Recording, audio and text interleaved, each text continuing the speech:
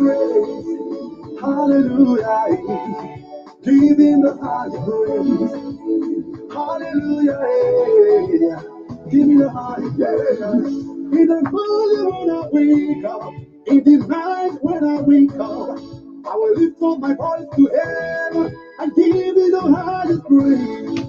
Hallelujah to my King. Hallelujah to my Father. Hallelujah to my Jesus. I bow before the throne. When I look at all the wonder and I see all the creation, the beauty of the universe, you never, never change. You never, never lie. You never, never change. You never, never fail. Hallelujah to my Jesus. Hallelujah. Hallelujah. Hallelujah. Hey, hey. Hallelujah.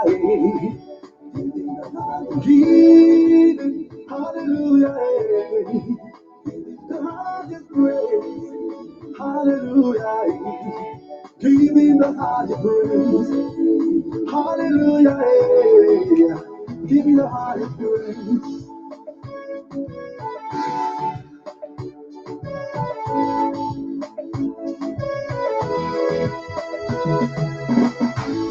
Hey, come let's pray, Jehovah. Come let's worship Jehovah. It deserves the praise. Come let's praise Him. It deserves everything. Oh, the worshiping. Oh, He gave me life. I will praise His name. I'm here to praise my God, because He gave me life. Come celebrate, come to come and worship Him. He deserves the praise. Hallelujah, give Him the higher praise. Hallelujah, give Him the higher praise. Hallelujah, give Him, hallelujah, the highest praise. Hallelujah, give Him the highest praise. Hallelujah, give Him the highest praise. Ooh, hallelujah, oh, yeah, yeah. Hallelujah, hallelujah, hallelujah, hallelujah to my Jesus. Hallelujah.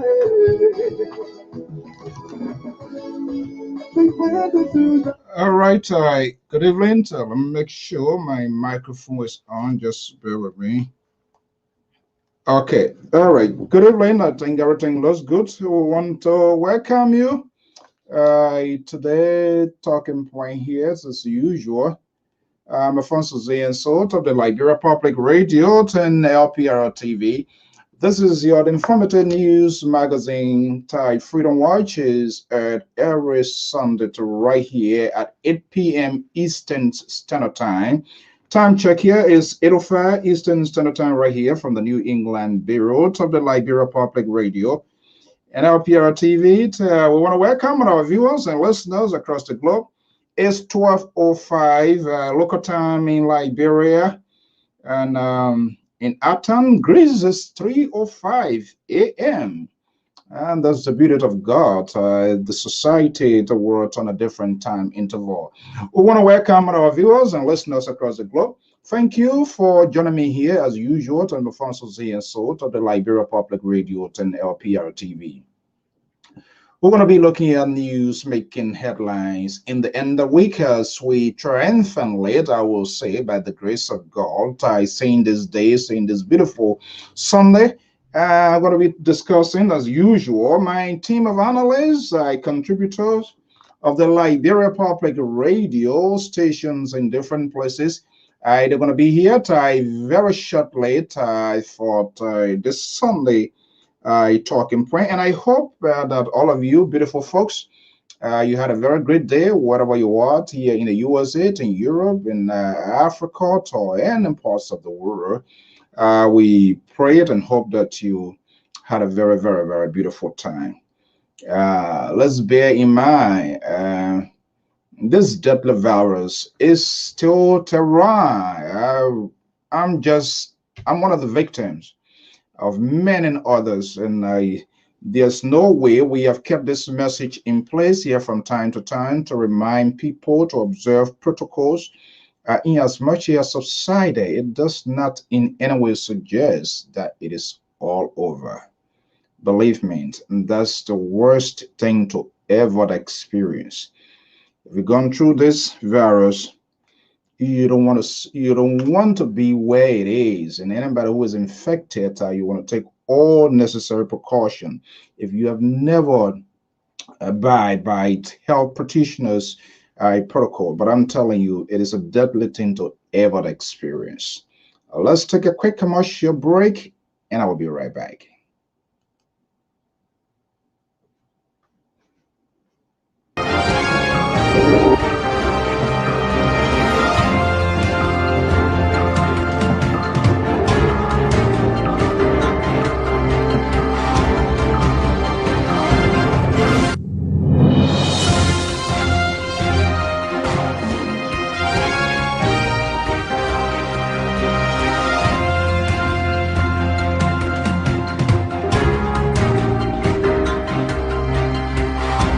Abliju be moyen be vle ti blenka jira ke na won britanji be ngen de pare ro bochen ba webe wara colonial faro ke jiji we da da bira munino oje ke we ma colonial faro ke o se penye nwine o da ba ku ke ona nyo private ba woron kanana ke oje ke webe ma colonial faro ke de be nyi twen ke mo ni jo yu wa blin son be aje nwoni ke nyi ko ni pra o ke nyi san ni pra ni me jo yi ka be de ro da panwe Benje de diyan bengin ke kwa menyu wana ka jenyu ke kwa mo igwo nyu ka be na blike de du yin mo yin benge de to be o benyu benge wana ke bengo yi blanye bengo mbuchen o kinki mo monda benge nyuru mo kwanyi tode soni mo de suike nin mo yin drian kwai boti sembla juke nyi fie bo mu ke na le soni dre kwai nyi dero yi poin ni me dre kwai o kwin mo we sembla ke ti sembla ke me dre kwai boti pra kwin o tani mo monda benge de benyo pra ye bengere mu o nyeni mo ni son ke me ba won juke nyi ko mu o nyi san ni o munyo ke mo monda benge ni mi memero konne o ni no ji meke nje ku o je monda bengo ta o bengo yidu bengo di se pare sa iju de ba ke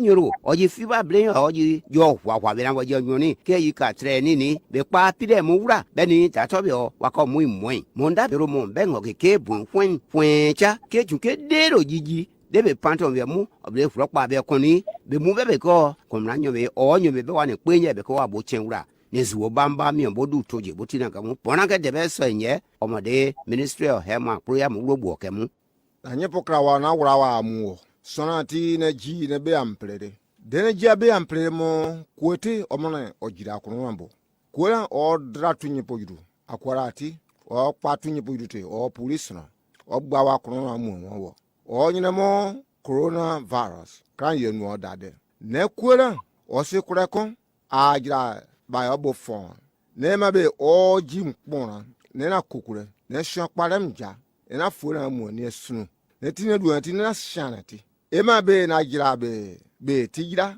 de kure ba nu ka na woro ne na woro yi mara ne puam no kunya ne kuti ne be prerem de ne ba nu o le shawa nkpon krabro akpo ke akorati onena abroakpo ete akomba repeti po ne o shankpo jisa de mbe nura mo botunyi po yidu kwatutu e ma be mu dere mo tun detenya ne ji ne woto kwe tiwe woto wa kwe wona kwe na bi woto wa wo kare eshabe nita semne bi bombo ti trone o e ma be fufonye po yidu ifota trone boti bore fufonye nyempape ne e ma be najira be kukure mo najira be shan ne pukwa wi na shan ta na kukure ndo wure on se tunye po yudu ti buburare nime o mena puru bo nya tuntun mo bo didie ponya pagbe o ma me ko na gba dero tu de bele mo prosum brekri yo depo e ma be tunye gboju o foran shan no ja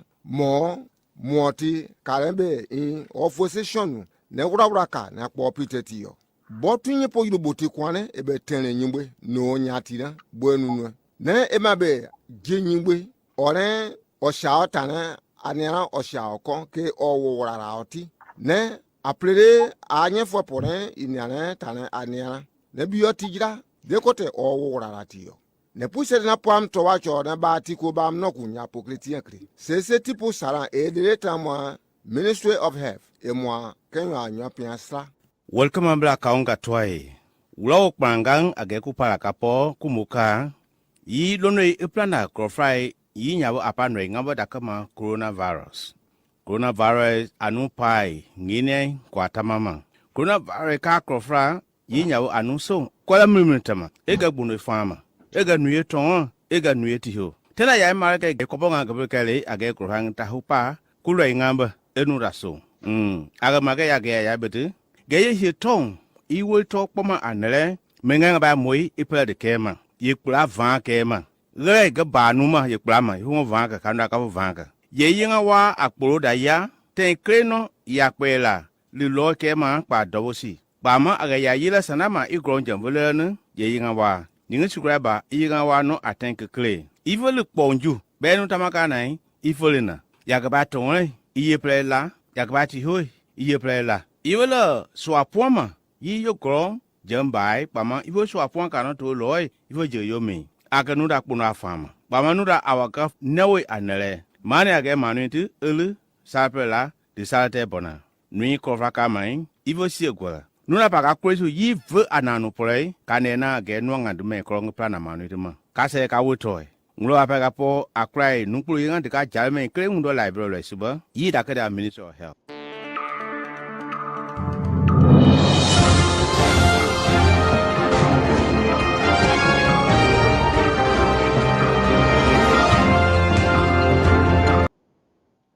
Okay, there you have it. It is not yet over. It is our responsibility to make sure that we keep sharing this information. We keep pushing it to our people. It is being projected that the virus is not in Liberia, wherever it is, even if it is not yet. Thank God if it is not there, because I just do not even want it to go there. I haven't had the experience of it. And we used to talk here from time to time, but sometimes we see these things on cameras, on televisions, cable wired news, and all over the place. And sometimes we like, is this real, or this some sort of reality stuff or something like that? But the virus is deadly. But again, it's contingent on the individual how you react to it. But overall, if I had to give my own general opinion or view on this virus as a victim, that someone that I really hate, to recently I just recover, I can tell you, don't even hope and don't imagine of ever experiencing it, because it seems to be a sickness that simultaneously hit the entire system at once. So there is no way that you can want to easily fight back. It is deadly.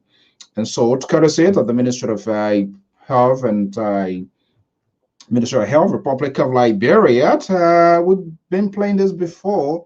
I don't know why we stopped. So, but I think we still have to get this going. So it is important that we do this, and I play a. I am Afonso Z, and so I want to welcome our viewers and listeners across the globe. Thank you for sharing your beautiful Sunday afternoon with us. We're going to recap some of the news during the end of the week. Who was the pink hair politician, or who was a pink hair character for that matter?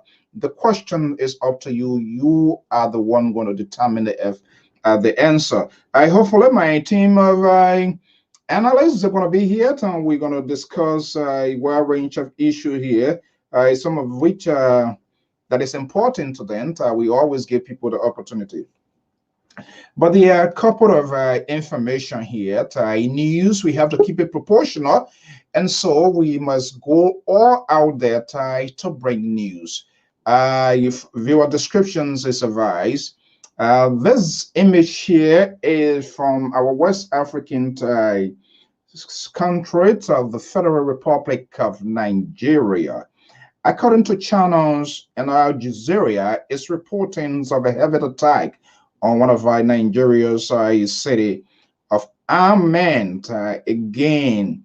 In that it is horrible what is happening in Nigeria. There you see that these images courtesy of channels television based in Nigeria and Al Jazeera reporting this here of attack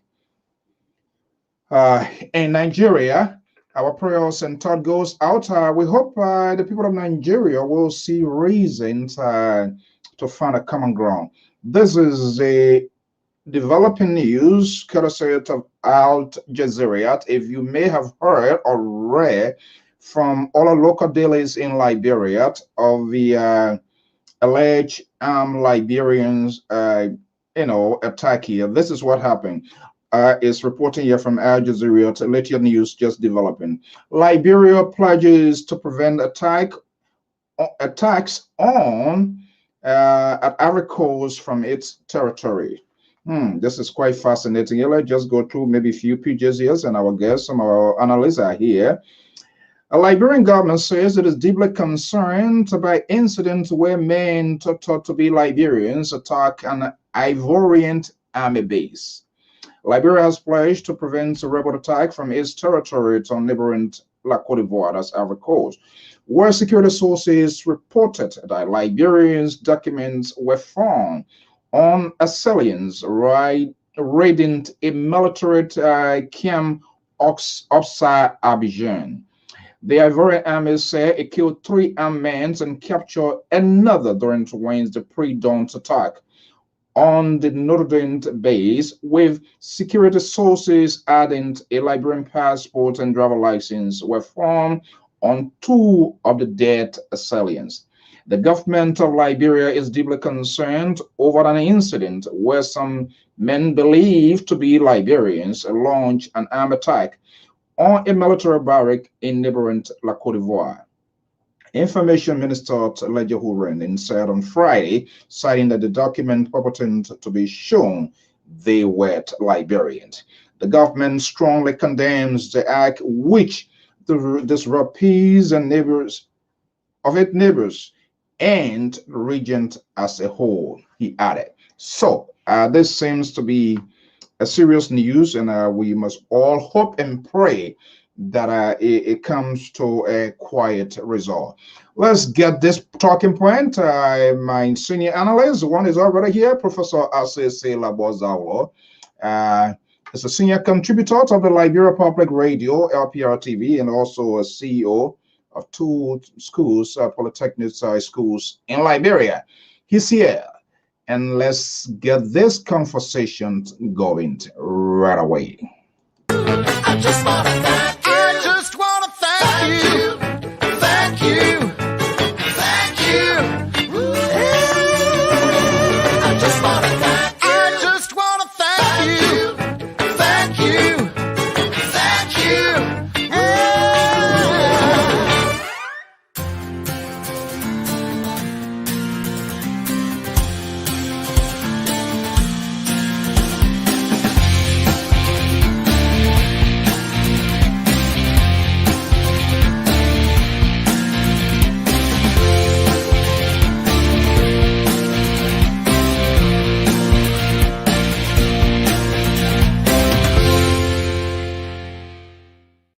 All right. I just want to say thank you for your time. Of course, it is a pressure time that you are taking, so we have to poke a little liveliness and a little fun into this whole thing here as we are about to discuss. And please, it is about a sovereign country, a country of independence, the country with diverse backgrounds. So it is obvious all of us will not concur, all of us will not agree with the talking points and some of the things that we're going to be saying. Yeah, but we are on an obligation to ensure what we're going to be talking about and our point of discussion. It must be kept in the context of civility and our ability to put our points through and be able to be conducted with high sense of responsibility. That's what the civilized people, that's why there's a conference. That's why people sit around the table and sort out those things and be able to persuade, to convince. Even though I'm on the wrong side of history, if I'm looking at this side, never blue coat, and you think it is rare, it is your obligation to tell me this is not the color. Your eyes, maybe you need a better eyesight or you need a glasses, but our ability to sit quietly and listen, even if the sound is so ridiculous, that tolerance, I've come to realize this is something that is lacking. So let's get the ball rolling. Let me bring in Professor Asase Labozawlo. I've been a little bit busy and being away here, but it's good to have him here. And it seems to be the liberal now is on the run, vice versa here. Let me bring in Professor Zawlo. Professor, good evening and welcome. In your absence, people have been acting like a lion all over the place here, Roman. Like, oh, I'm here, and this is why Zawlo is not coming back. Good evening and welcome. Thank you very much. Thank you very much. Yeah, I missed being here. I got a lot of things going on, and so I was a little bit busy over the last couple of weeks. But it's a pleasure being here, and yeah. But I was watching the show from time to time, whenever I could. Yeah. And then this guy yesterday, I'm here. Where is your Zawlo? Where is your Zawlo? Oh my God. I'm sure the Liberia Progressive will come on I know tonight. you've been busy, but nothing deter you from monitoring what is unfolding in your home country, the political landscape, and how things been going. What is going down the hill or up the hill is hard to determine. But I guess you've been monitoring what been unfolding. Yeah. Obviously, Liberia is our common denominator. It's our patrimony, and there's not a single day or second or minute that I can be distracted from the events in Liberia. I monitor them closely. I wake up, checking my iPad in the morning for news from Liberia, and I read through them. I make calls to Liberia on a daily basis. So yeah, I'm engaged Yeah, with Liberia. of course, you have schools operating there, so it is of a high interest, not just only your staffers, but the students, you as a professor, and that's something to really put in time. Which, of course, I want to thank you so much. Despite of all that is going on, your investment in the country is unquestionable. But let's see what is happening. So, what are you hearing? What is the government? The president is on his third tour, and in the midst of that, we see all sort of things is still coming on. Is there a distraction here, or what's going on? Here we are getting news. Government of Liberia, GOA, I'm happy to issue a position statements of alleged Liberian involving Cote d'Ivoire of their salient has been described. And I know Cote d'Ivoire because I was there as a refugee, and I know the reactions of Ivor. And thank God we have not heard anything so far, civilians going off on the attacks of Liberians. How's disturbing these news from our country, Professor? Yeah, I think the news is disturbing. I think the action taken by the government of Liberia to issue a condemnation of the attack is appropriate. But I think the government should do its due diligence to ask the government of La Cote d'Ivoire to provide evidence of the allegations that have been levied. We are from Africa, and I don't find it very common for Africans to be traveling with their passports on them within the West African sub-region.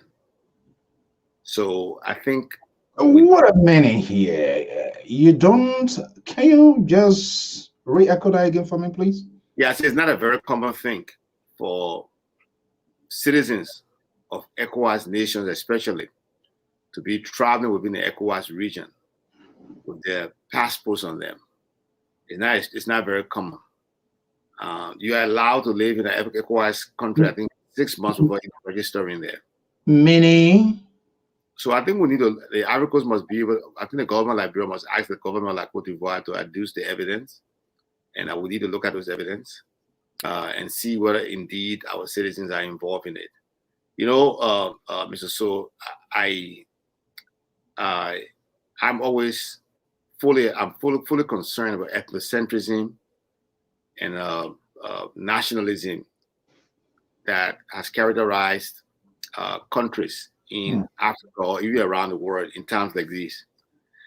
Studying the former USSR, whenever there was a problem in Russia, it was a Ukrainian who was causing it. Whenever there was a problem in Ukraine, it was a Russian who was causing it. Whenever there was a problem in Bulgaria, it was some foreign people who was causing it. The same Is problem. it applicable with the situation? Is it applicable with what we are talking right now, Professor? Yeah, it's possible that. I mean, I don't want to question being the kind of person I am. Given my own personal relationship with our government, I wouldn't want to question. I wouldn't want to see anything denigrating by the government of La Cote d'Ivoire.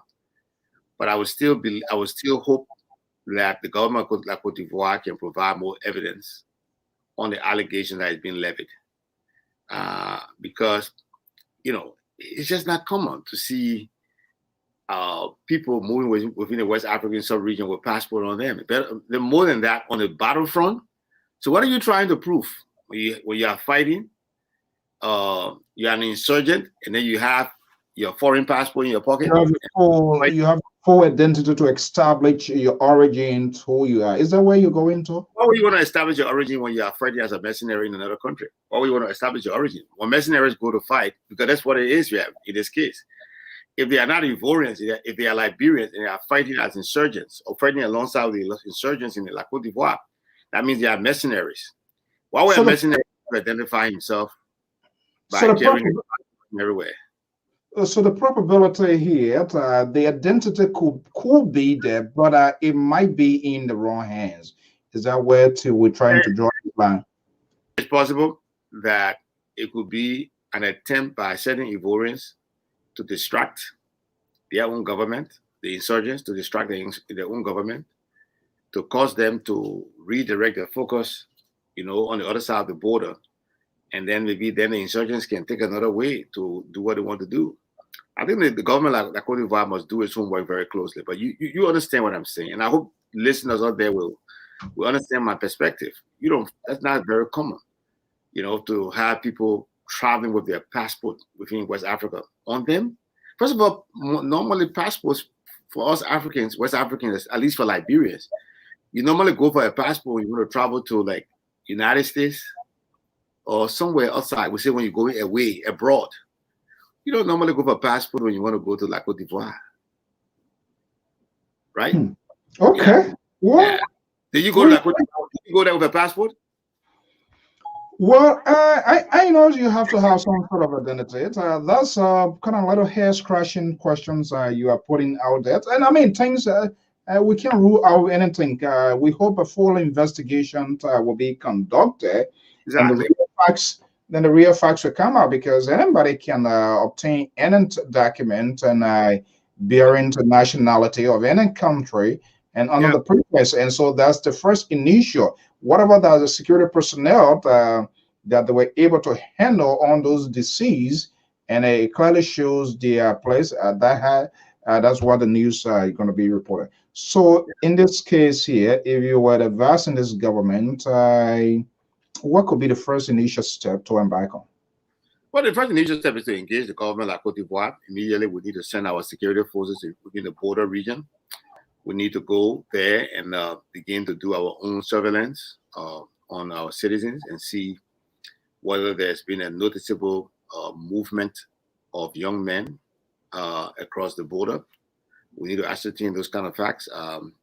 We also need to engage the government of Cote d'Ivoire with the intent of having joint border patrols to be able to, curtail the potential for movement of insurgents, La Cote d'Ivoire into Liberia, and the potential movement of potential mercenaries from Liberia to La Cote d'Ivoire.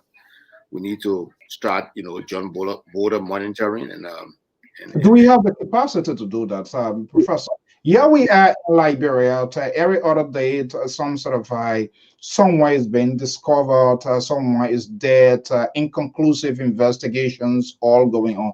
Here we are at this end of week in Nima County with this sort of Holobala all going. These are all security concerns. Does Liberia have the capacity now? If there's anything, God forbid, which I really don't want, because that's going to be a tough thing here, to focus its resources. Do we have that resources to take care of the borderlines with Cote d'Ivoire? Well, I'll tell you one thing. Yeah, our government, our budget is stretched. It's very thin. We don't necessarily have the resources to for us to be engaged in these kind of things at this time. But we have to find the resources. I think there are a lot of framework, regional framework. I think there are also international framework that we can explore, that we can engage to ensure that we have resources to be able to do this thing. Because a threat to one West African country is a threat to the entire region. We saw how the war in Liberia affected people all across the West African region. So we do not want to see this happening. So Liberia will have to engage also like ECOWAS. The government like Cote d'Ivoire and Liberia must engage ECOWAS to see if other ECOWAS countries can join in the initiative to help like Cote d'Ivoire in protecting that country from the invasion of insurgents. We also have framework within the United Nations that we can explore, because we don't want to see a refugee crisis within our region. I think the threat of Ebola, the threat of other disease, the poverty in those areas, I think those are all concerns that we do not want to see any kind of resumption of hostilities within that region. So I think we need to explore all of those mechanisms, all of those structures, to see if we can leverage and be preventive in this whole unfortunate circumstances. Okay, all right. We are hoping that GOL, that's the governor of Liberia, is doing everything. Okay, let's see on the home front. If you want to take a break, just to let me know. Let's see on the home front. The president is on a tour again, making his final, not actually the final, because there are a few counties left. And I was just talking to our correspondent, also embedded with the president team. How is this traveling going so far? Is the government keeping a message with what the GOL is doing? Or there are some sort of distractions here unfolding here and there? No, the president is laser focused on the improvement of the living condition of Liberian people. Everything on the president's store provides the president an opportunity to listen and hear from the people about what they expect of him, and that's what he's doing. I don't think he's distracted by anything. The president still has to visit. I think he has. I think he's in Riverside right now, right? Yes.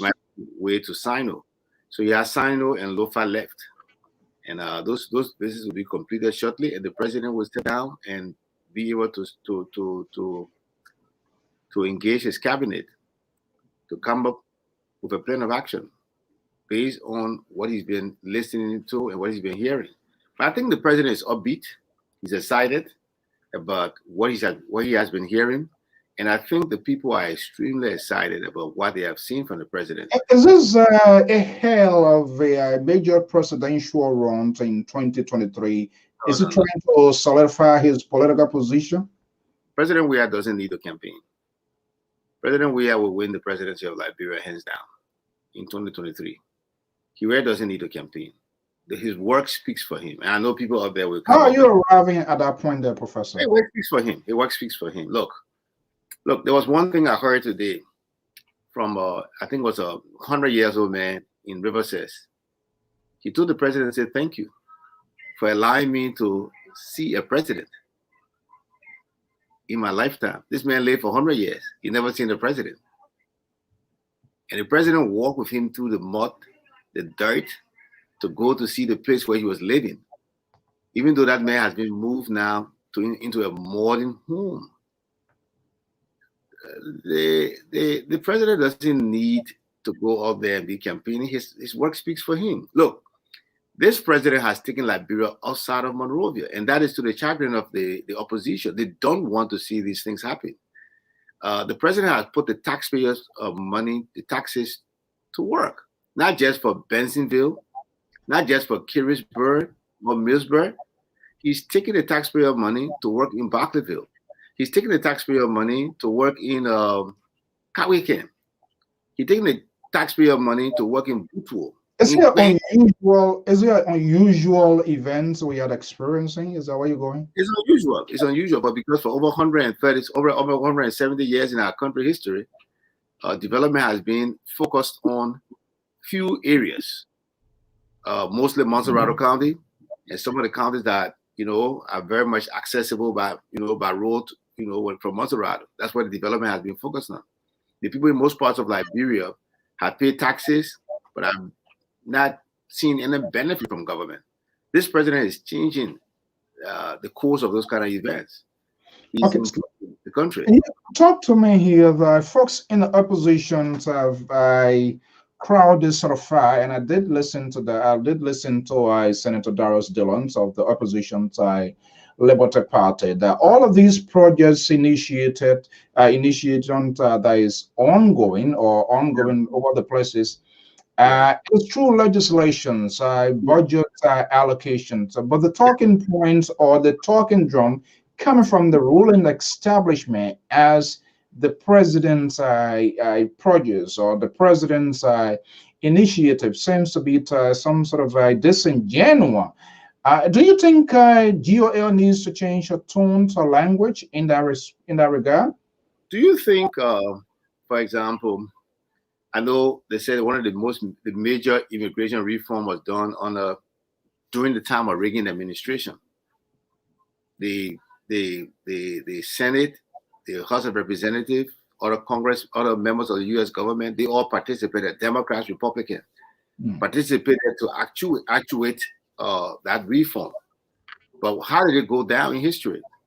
It went down in history as Reagan did this.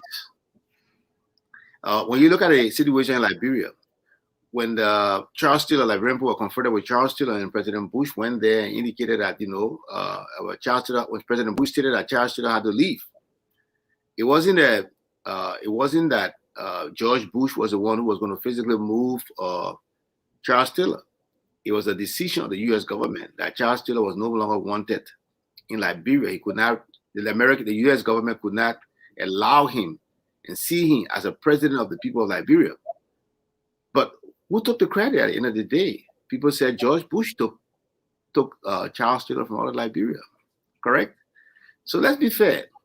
The president takes responsibility when there's a failure. And so the president also takes the pride. He takes the applaud. The applaud when there's a success. Now, in all instances, GOL also to blame by oppositions of not cooperating, or are we becoming selective, which goes to the president or which goes to the opposition?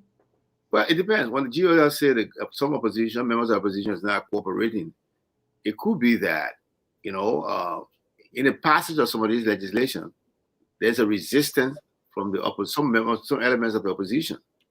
I don't think the GOL means that every member of the opposition is not cooperating. Look, the CDC does not enjoy the absolute majority within the Senate, neither does it enjoy in the House of Representatives. How durable are these initiatives GOL is carrying on now? Because when I talk to our correspondent, these are all solar panel, probably maybe 2 years, 3 years. We don't know the durability. How long will that be? Is there a sort of distraction here for the government to say, this is what we are doing, this is what we have done? These people do not have alternative, they do not have anything.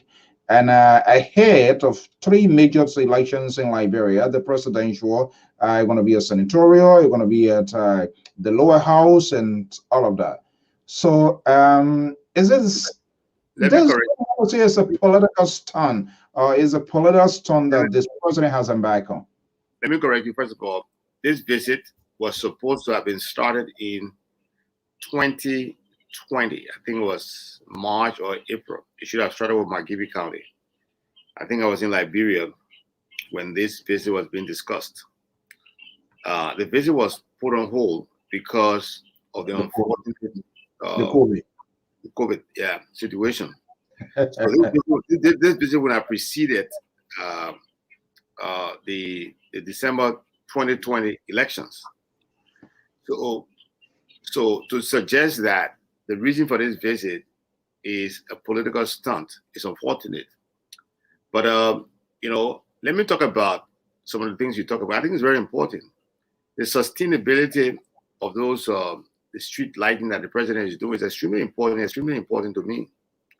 And as a person who have connections or who have some French relationships with those in government, I will encourage and advise them that the longevity of those things depend to a large extent on maintenance.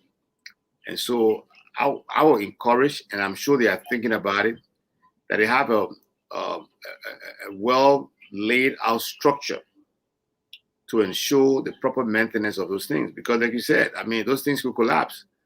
And that would be unfortunate if it collapses. Now, are you worried that the maintenance aspect could be a key component into this whole thing, that might just be there for a short time and then after a while they all disappear? When it comes to Liberia, maintenance and issue has been an age-old problem in Liberia. I always reflect on the University of Liberia. When I was a young kid coming, passing by the University of Liberia campus, the UL, they had this neon light right on the University of Liberia entrance, right at the University of Liberia, and the neon light had a UL, shining and bright. I remember later on that one of the lights went off, and then I think the U went off. Nothing happened. And then the L went off. Later on, it just became like something people could just stand and see in the day, in the night. It was no longer there. And the reason why it happened was because of lack of maintenance. Roads in Liberia. I tell you one secret thing about me. Liberal Progressive is not here, but I'll tell you one secret about me. When I was about to go to the former USSR, I was thinking about pursuing my degree in either electrical engineering, highway engineering, or civil engineering with specialization in water supply and sewage systems. And one of the reasons why I moved away from highway engineering was because, honestly, even though I was a college graduate, I didn't know that the road could be maintained. I just thought when you build a road, it would be there for the life of the law. For the life of the law. When they built the road, nobody went back there to do any kind of maintenance on it. And so I was worried that, by the time I graduate, And you're right. Example is that Waterfall Bridge that was constructed by the Venezuelans in 1960 something. Nobody put pen on it until it collapsed. Yeah. So I just felt that if by the time I come back, all the roads will be built, and then I'll have no job. So that's how I lean towards civil engineering with specialization in water supply and sewage system. But maintenance is always a problem in Liberia. Maintenance is always a problem in Liberia. Look at the schools, the MCSS schools. Think about when they were built and see how they look now. I look at KRTT, where I grew up when I was there the last time. BWI, when I passed through the campus the last time, I just couldn't believe it.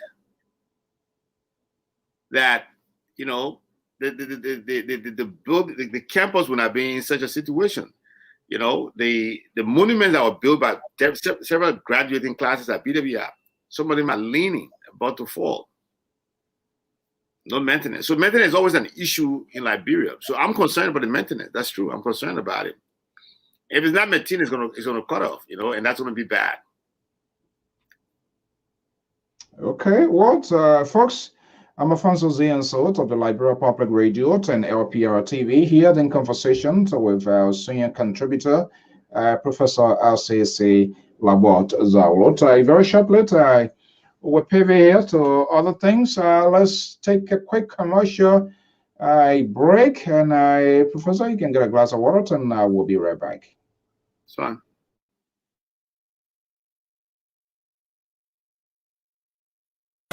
This is Liberia Public Radio. We are live here in Central Monrovia, where today there's a demonstration taking place. This demonstration has long been planned with the head, Mr. Henry Costa, who has said that President George Weah should answer to their demand according to him, on June 7th, there were several demands made by President George Weah so that they can answer. As you can see, the crowd there, they are demanding that the president answer to their counts. About 5 counts they are listed into their petition. We're hoping that their petition will be presented today to the president, the excellency President George Weah. As you can see in Monrovia, security is dead tech as we speak in Monrovia. Things are going on. Parts of central Monrovia as it is virtually empty as we speak here now. Liberia Public Radio will continue to bring you what is happening here in central Monrovia. Security is jammed tech, like I said.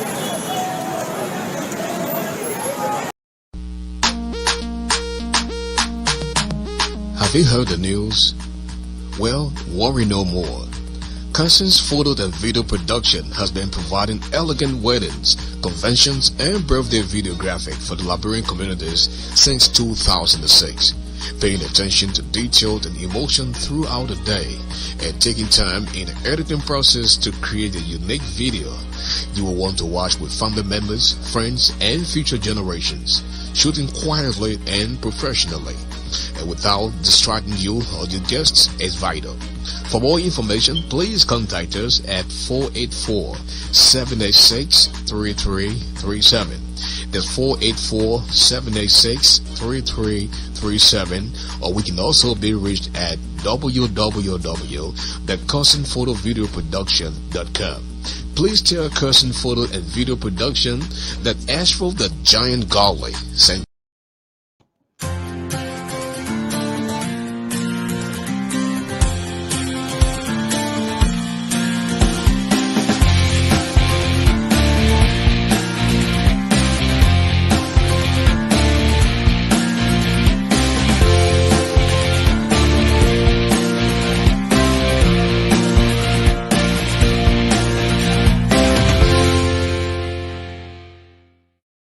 Okay, there you have it. These are few commercial commitments our guys in the front line during the Council of Patriot type protests in Liberia. And if you're within the New England Belt to wherever you're at and you're having a function, the various kind of quiet down, not that much social distancing, people still observing it, but you're having like a wedding, a convention, a baby shower, and you want some sort of memorable recordings of a quality high digital context, I contact the call center video production 484-786-333-777 right there in Philadelphia. And if you need your function to be aired, let us know here. LPR going to fake that as well. So feel free to whatever you want us to do, we can have that done here. That's part of our community engagement. Okay. I'm not sure what I've been following the end of week development. The Minister of State, who happens to be the close ally to the president. So you seem to know what I'm about to talk about here, Professor. Giving me so smart. I guess you are aware of the story already, correct? What story? Okay. Okay. Yeah, the Minister of State for Presidential Affairs, Minister Mike Gee, was on the sister network's TV's phone. And because he was, should I say, attacked, or that's a rare meet came at him from Senator Darrell Dillon questioning his property at the time he came to power. Maggie came back to fire back to say, okay, don't go there with me. I receive phone calls. I know what's going on. If you try it, I will expose you. Was that a good tone by the minister? He didn't do it. He alleges that he's corrupt. He has done something. And if it is based on his argument, why he couldn't tell the people of Liberia? Is he aiding and abetting the opposition to rob taxpayer? Is that what he was saying? Or what was the interpretations of those words? If you want, I could play that for you. No, I don't know whether you have to. I don't think you have to play. Here's what I would say. I think, look, one of the things we've said here repeatedly on this show, if you agree with me, I've said it. The level of our political discourse is vitriolic, is condescending, is disparaging, and each one of us, those in government, those outside of government, has a responsibility. Each of us has a responsibility to tone down the rhetorics, to watch how we accuse each other, and to be very careful of what message we are sending to the future generation. I would first of all question the senator uh, um, for making the kind of allegations he made. Because the senator has all rights to summon the Minister of State through his president pro tempore, through the president of the Senate, to appear before the Senate, to explain what the senator may construe as unexplained wealth, to go into public and make allegations against a person in such position is unfortunate on the part of the senator. You know, and now if you want me to speak on Minister McGill, you know, there's a saying, that you pull the first blood. It's why what you saw is what you reap. Is that the investment of Senator DeLong is what Maggie is firing back? Is that where you? Yeah, to every action is an equal and opposite reaction.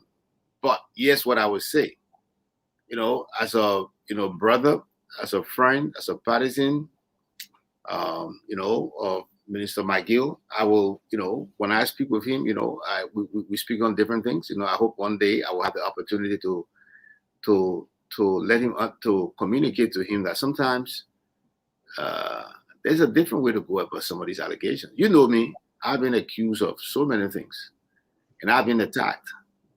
I don't respond with fire. I don't respond to fire with fire. I think I respond by taking a higher road, a higher thing. I think that one of the best things for Minister McGill, one of the things that would have really sufficed in this case was Mr. McGill to challenge Senator Dillon to produce the evidence of the allegations. I support Minister McGill. I think recently, who was it that he sued? I support people taking people to court,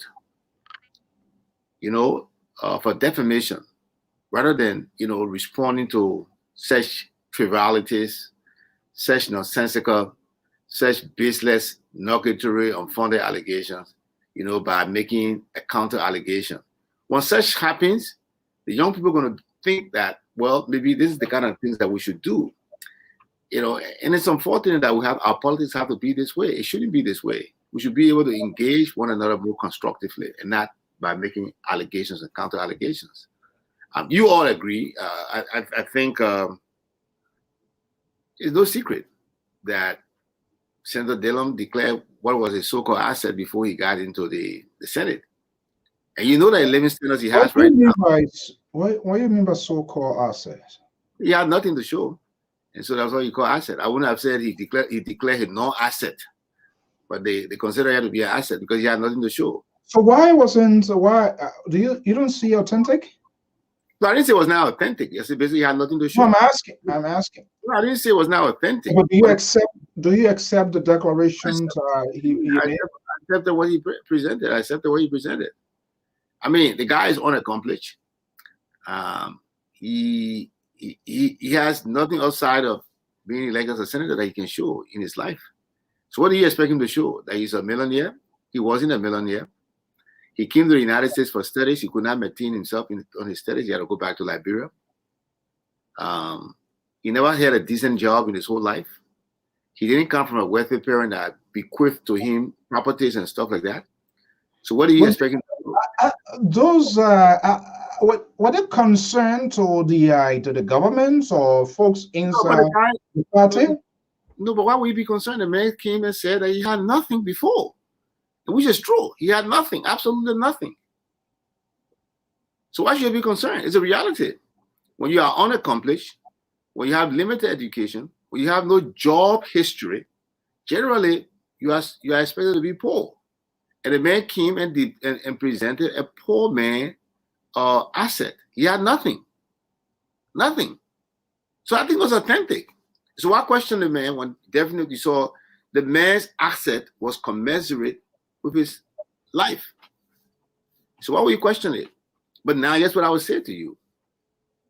Does his present lifestyle, is his present lifestyle commensurate with what he's earning as a senator in the Senate? How will you answer that? Well, it's very clear. The optics are there. It's terrible. He's not. It doesn't measure up. Yet he says he's the light. Yet he says he's the light. You don't believe him? About him being what? The light? Mm-hmm. Man, listen to me. For me personally, when I'm looking at a light, when I refer to somebody as a light, I'm looking at somebody that illuminate the minds of people intellectually. Who could be that perfect example? I don't want to get into that now.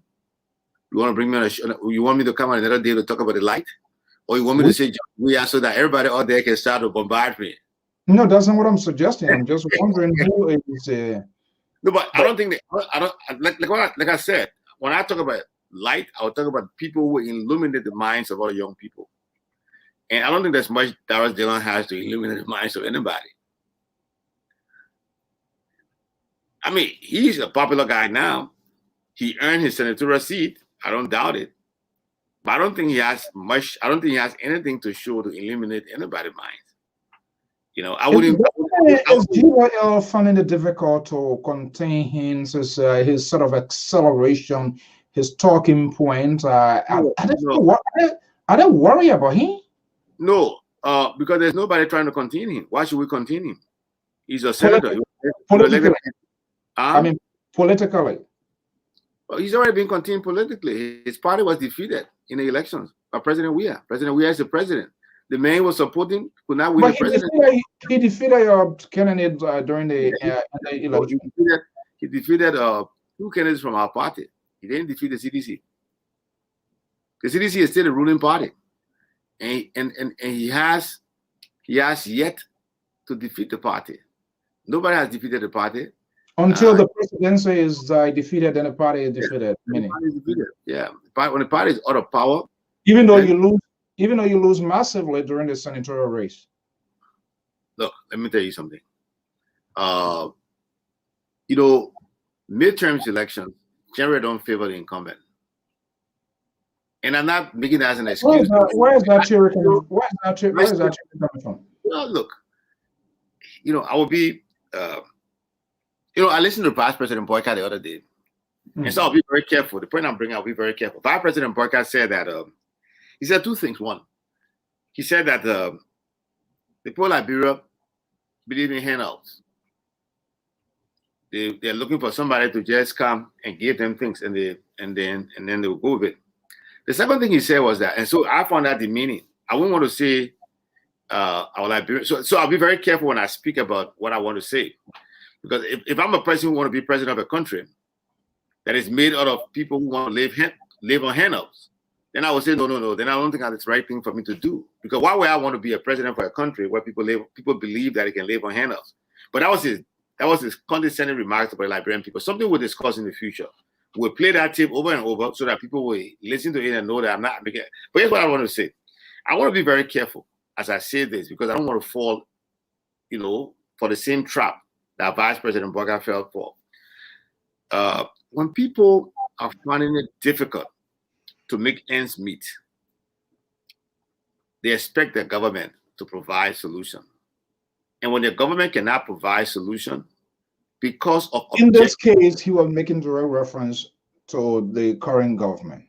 No, that's now. I've already left the Burka issue now. I'm trying to address the issue of why we lost to Darius Dillon. Okay. Yeah. So I'm just saying, because I want to be very careful as I present my information here, so that it doesn't look like I'm being condescending to Liberian people. So that's what I said. In a situation where people are finding it difficult to make ends meet, they expect the government to put in place policies and programs that will address that situation to improve the quality of life of its citizens. What usually aggrieved or people who are in distress do not consider is whether the problems confronting them individually are not similar to the problem confronting the government as a whole. The world as a whole has been in a very tough economic situation for the last 2-3 years, or since the Ebola crisis, even beyond that. It seems to me you admitting that the government did not, in any form or shape, understand the economic plight, So the government like understood the the plight. people, and The that's government and that's No, the government understood the plight of the people. What the government could not do so was it could not deliver. It could not deliver in the way to why the assuage government, the why the misbehavior. government, why the Because government cannot deliver? objective factors, those are the factors I'm telling you, but those are objective factors, factors that are beyond the realms of the government of Liberia. Those were global downturn in the global economics, the reduction Are we of coming back to the? Are we coming back to the coronavirus? the reduction of interest in our key exports, the lack of a sustainable What was economic the strategy? What was the strategy that first of all that this government to unveil to the Liberian people? Was there any specific strategy in terms of economic That's job right. growth? Well, the government is still working on Still yeah. working. We are Yes, in yes, the yes. we are in a You half understand? chance of the first But 6 year. Mr. Su, you understand. For over 170 years, Liberia doesn't have a functional pension system. Mhm. Pension system is not workable. So you don't come in and within 3 years you just fixed it. Here's what the government has done. The government the government endeavored and succeeded in reducing the wage bill. It reduced it by harmonization. That's one thing the government did. Two, the government is still struggling and working with the different agencies to have a functional retirement and pension system. Well, There's a, why is it struggling? because Liberia doesn't have a history of a functioning pension and retirement system, so people are reluctant to accept it. Do you think? Yeah, and do you think the government or people that speaks for the government, do you think are they properly articulating all of these concerns and all of these things that are happening within government, or are they also being distracted by little things? Hearing them keep these sort of conversations. Right now, what most people don't know that I think of a week ago or so, the government has series of meetings with civil society and workers, civil servants, and the rest of the people in Liberia. And there was the meeting was very fruitful. Off camera? No, it was we're off camera because those are human resources issues. You're not going to discuss people personal human resources matters in public. But those discussions were very fruitful, and the employees, government employees, where they left the meetings with an appreciation of the efforts that government is making. And they have all agreed to work together to ensure that government efforts will yield the necessary fruitful dividend that it has begun to already yield. See, there are a lot of things the government is doing that they don't necessarily have to come and put it on blast, because the whole idea is not a win. It's not a win points. It's not a score points. The whole idea Someone is critic out there will say we have heard this sort of scenario story before. Even Mangale, the other day it came on the phone night where waiting the next couple of weeks, you're gonna hear a big announcement and there will be a huge job and all of that. Why not wait, arrive at these sort of concrete conversations or discussion around the table before they can unleash these things in? But they come throw these things out and they don't wait until negotiations or sort of arrangements are concluded. You are the same people who say the government is not communicating a lot. So the government is telling you that they are working. That's what they are doing. I would have done it differently. I would have done it the way you suggest. I would have waited to see that it would have yielded the kind of pressure coming from the citizen radar because people are trying. Is that it? And so let us say something to appease the people. Is that a case or what? I don't know what is appease. I don't know whether it's to appease the people, but maybe it's something. Maybe it's a way of saying, let our people know that we are working. I don't know whether the government wants to appease the people. I don't think that's somebody sitting there and say, look, they just try to appease the people. No, maybe just let our people know that we are working. Yeah, that's all. I think that's what it's about. Let the people know we are working. And I think when the people know that government is working, they are going to be more patient. They're going to come in with suggestions and ideas. And that's what happened recently. I think it was last week or the week before last. One of the discussions were being held. People, the civil servants were coming up with ideas and suggestions for government. And it was held in a very harmonious atmosphere. I know people out there right now hearing this going to say, wow. No, the meeting produced a lot. If somebody just, what did the meeting produce? It produced a lot. It provided the government an opportunity to communicate to people what was obtaining behind the scene. And the people were able to see it and then understand the effort that government was making. And so they came to a common ground, and now they are working on how they can implement all the things that they agreed upon. Let's look at the security aspect here, but from we can look at it from the surface of this. Every now and then, there's been reported recent one couple of days ago about it was found around Isa Wincott Church. Is the security overstress, and what are they doing to address all of these issues? Every now and then, there's a killing. Investigations will be ongoing, inconclusive. No, there hasn't been any inconclusive investigation that has taken place in Liberia. The investigation has produced results, which for some people is considered inconclusive because the result did not favor them. It did not favor maybe the wisdom on the street. No, you cannot show me one investigation that was inconclusive since this government came to power. I can go down the road and list one investigation after another that yielded the result that the government was able to clearly establish what transpired. You talk about the auditors, the depth of the auditors. The Minister of Justice, the Attorney General of the Republic of Liberia, provided a detailed report debunking some of the myths, dismissing the falsehood, and clearly showing the scientific evidence of the thorough investigation that was carried out. Peace be to the ashes of those people who lost their life, and my sympathy to their family members. But the facts were there; they are irrefutable. And whenever they choose to go and look at those facts, I'm sure they'll be convinced that the Ministry of Justice did a very meticulous job, and they presented the facts very clearly. You know, it's difficult to lose a relative, and sometimes in that kind of stressful moment, it's easy to attribute that to certain causes or certain individual. But I'm sure with time, healing will take place, and those people will have an opportunity to speak with the Ministry of Justice, and there will be clarity, and they will understand that those results, those investigations were not inconclusive, were conclusive.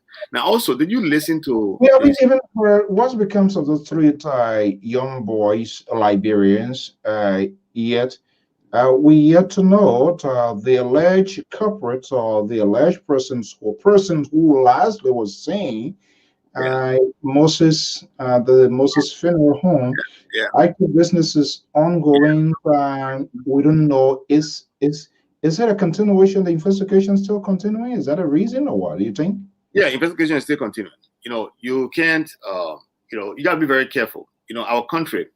There's one incongruity within our Liberian society, and that is the incongruity of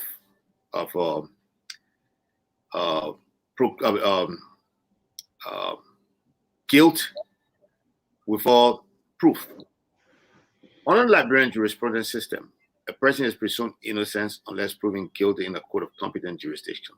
Another thing you have to take into consideration is that the process of gathering evidence can be long and tedious. But the security forces must be given a chance to do their work. Criminals, people who commit these kind of crimes, they think about it before they do it. So some of them have mastered the craft of concealing evidence. Those evidence must be unearthed.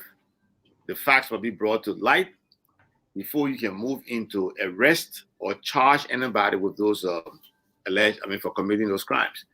So it pains me that the issue of the 3 missing boys linger. But I'm sanguine that with the kind of work the police and the security forces have been doing, that the truth will surface, and that those parents, those family members will see redress. We just got to be patient. How long you think you can go? How long I can go? I say, how long do you think you can go? How long they can go? I don't know. I don't know how long they can go. I will hope that they get it done today or tomorrow, so that the parents, so that you can allay the fears of ordinary citizens, and that you can bring closure for the families. I know how painful it is for them. So I'm not saying stuff here. I hope nobody thinking that I'm trying to demean these families or take light of the tragedy and the misery. No, I empathize with them. But I hope that, we can all give the security forces the time to do their job. Gathering evidence is a painful process. One of the things I tell people most of the time is that I'm a mathematician. And one of the reasons why I think I was able to be a mathematician is because of patience. A lot of people will tell you that they have problems with doing math. And the reason for that is lack of patience. The results don't come overnight. It requires time. And so we got to be patient to get this result that we really want. We can't just rush and grab somebody and put them in jail because the public say this person was the last person this person was seen with all the evidence. We can't do that. That was what happened in Liberia before. We can't have it in the present day Liberia. We can't. Okay, well, folks, as usual, we always here to have a community conversation. We might agree, disagree with talking point, but all we ask is civility. Let me see here, and we can have the first caller here.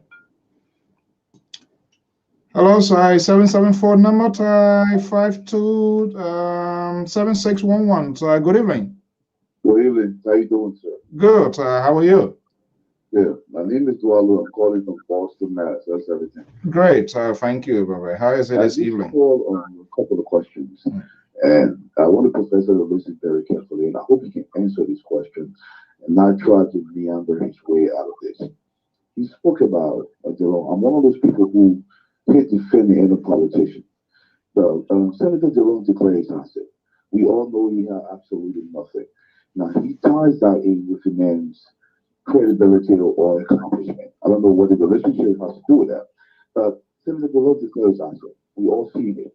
Now he's vilifying him to understand for declaring his answer and not having nothing. Yet he's completely comfortable with hundreds of government officials, including the president himself, who has refused to declare their answers and made it public. How does he rationalize that? Is he just saying it because he's speaking on the public position? And that's my first question. My second question is this, Professor. Which university granted you professorship? I just want to make sure we can look that up because I'm finding it hard to believe the way the professor thinks is that how somebody who's quote unquote educated will be thinking. I just want to know which university granted him professorship so we can look it up. Thank you so much. Okay. All right. You can go and look it up. You can go and look it up. You can go and look it up. I think my name is my records are out there, but I don't have to answer to those kind of things. So let me leave that there. All right, good. Let me talk about the one I think that makes sense. And you make sense a lot when you talk about, but you erred to the extent that you said I was vilifying Dylan. No, I wasn't. I said that Dylan access he declared was accurate. He didn't have a job before. He never had a very decent job in his life. So obviously he would have nothing to declare. And that's what he did. He declared nothing. But Mr. So pressured me to say what I questioned. I said, no, I didn't question it. It was authentic. So what is it vilifying him in there? To say that he never, had, a job. He couldn't have earned anything because he never had a, job to help him earn something. Is that vilifying? No. Now, I'll tell you one thing. If the laws of Liberia requires that people should declare, the government officials should declare their access, and a government official who will not declare their access is in violation of the laws of Liberia, the people of Liberia should pursue them. You actually declare their access. I do not support people violating the laws of Liberia. So I'm not supporting anybody. I applaud Dylan for declaring his asset. There was nothing to declare, and he did it. That was an easy thing to do. Perhaps other people will argue that they had much more to, put together, and so that's why it took them a little longer time to declare the asset. And so they might have declared later on, and then maybe that hasn't reached the public. But I do not support people breaking the laws in Liberia. So, yeah, if the law requires that you declare your asset, they should be declaring the asset. I don't have to speak about whether I'm a professor or not a professor. You don't have to call me a professor. You don't have to refer to me as a professor. I don't even refer to myself that way anyway, by the way, so that you know it. But that's your prerogative. Go ahead and do what you want to do. I earn money for doing the thing that I do, and I've been doing it for over 30 years. So thank you. It's kind of late to take what I've accomplished for me. I've earned it. Well, And I didn't just earn it in I didn't earn it in soft arts. I earned it in the sciences. That's where I earned my degrees in the sciences. Hard work, hard studies. I don't just earn it. I didn't earn it in talking. Okay? So take that with you, my brother Walu. Okay. All right. Let me go to this number here. It's 757 number here. Caller, good evening. What's your name and where you calling from? I'm Houston Brooks. I'm calling from Maryland. I'm a long time follower. I follow you on Facebook, like I'm doing this evening, and I appreciate everything you do, Mr. Tool, Mr. Soul, you and everybody at the Liberian Public Radio. I appreciate Professor Zawulu for his presence and his commentary. Specifically for this evening, I'm a little concerned on his take on the criminal justice system and some issues of what appears to be impunity when it comes to investigating these mysterious deaths. Not dissatisfaction, but my disagreement with his comment when it came to the case. I'll speak of two recent.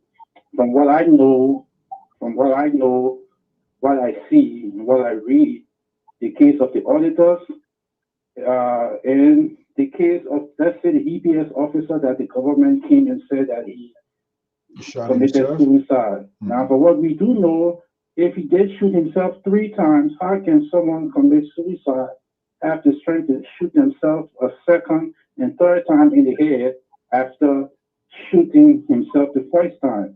So on that particular case, on the case of the EPS officer, for the respect of time, don't want to go into details. I want to let the professor know I appreciate his input. I appreciate his commentary. We learned a lot from this show. We learned a lot from him and from others. But there will be people, including me, that will not just readily accept things that he pulled out. Right. As if everything is easy and everything is fine. Yes, we know the government have challenges, but I feel specifically when it comes to these cases, the government can do more. Right. We need to learn more. But I appreciate his input. And relative. Yeah. Thank you very much, Mr. Sue. Yeah, thank you so much for chipping in here. And relative to this stuff here, it's kind of how he as a contributor or analyst, it is an established fact here. Most of our people, they make their full disclosure in terms of who they support. Regrettably, people that are really in charge. 3 times, the police, deputy police chief for public affairs, who speaks for the LNP, and even authority at the Ministry of Justice. It is unfortunate, my dear brother. We have tons of communication here, written, not just phone call, not just messenger inbox. We try to make it much more formal so that they will treat it with urgency and for a good conversation. But it is unfortunate that these people, sometimes when you talk to them, they agree, and when the time comes, they don't show up, or they will say, okay, we can't make it. So, we have these folks here, like Professor Zawod, we have Leo, the liberal progressive, Edmund George. These are people that are volunteering, and I also made a full disclosures for us to have this issue. And so, our job here is to facilitate this conversation. and just get their perspective. And it's like, you get a guy who is from the Republican, from Democrat. I don't care how it looks like. They will put out that sort of definitive position to defend their party or the government or the people that they support. So, but again, that's a legitimate question. We hope one of these days the government, and not just only the government, the opposition themselves, they too will kind of make themselves available instead of being selective where to go, because they want to have free passes. That's the only disturbing and troubling thing with this whole business here. But again, nothing going to deter all. We'll keep having this sort of conversation. One of these days they're going to come out. Thank you so much. Let me. Okay, 774. Are you there?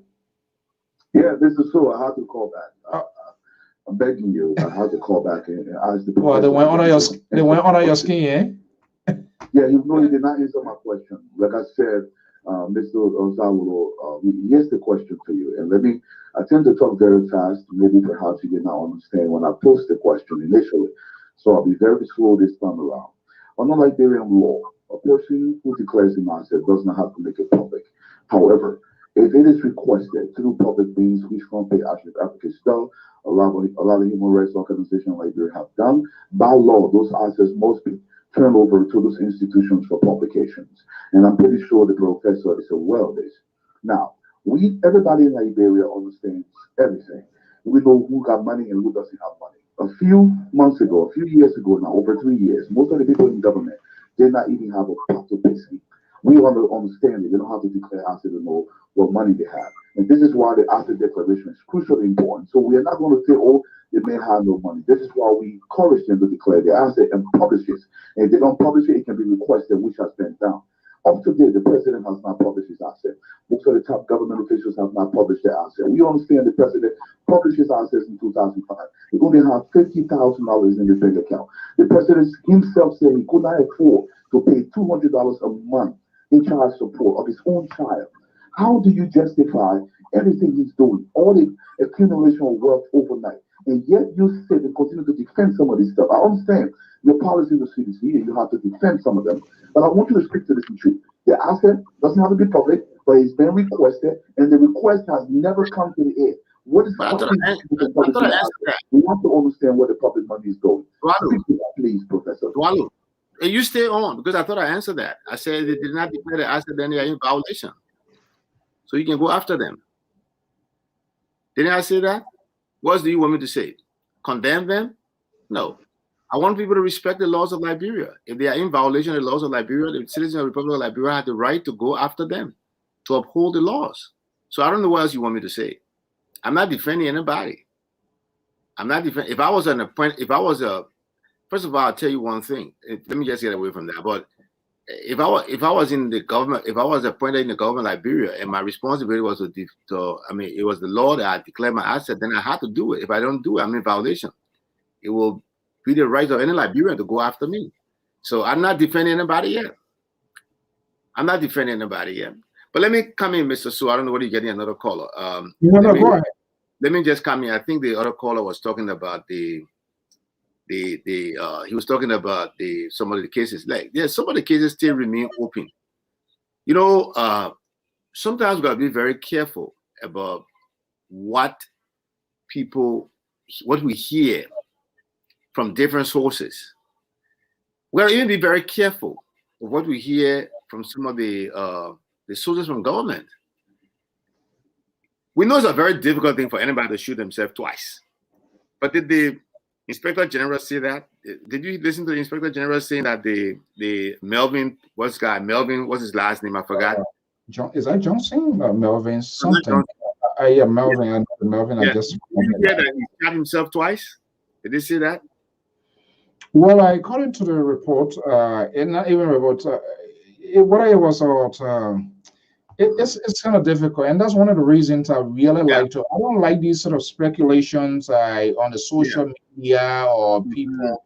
I like to speak to the authority themselves. That's right. But it was just alleged, and it was reported that who did that funding? That's another thing that he did shoot himself, and stuff 2 or 3 times. You know that, but I hope I can speak to Kato the authority really concerned?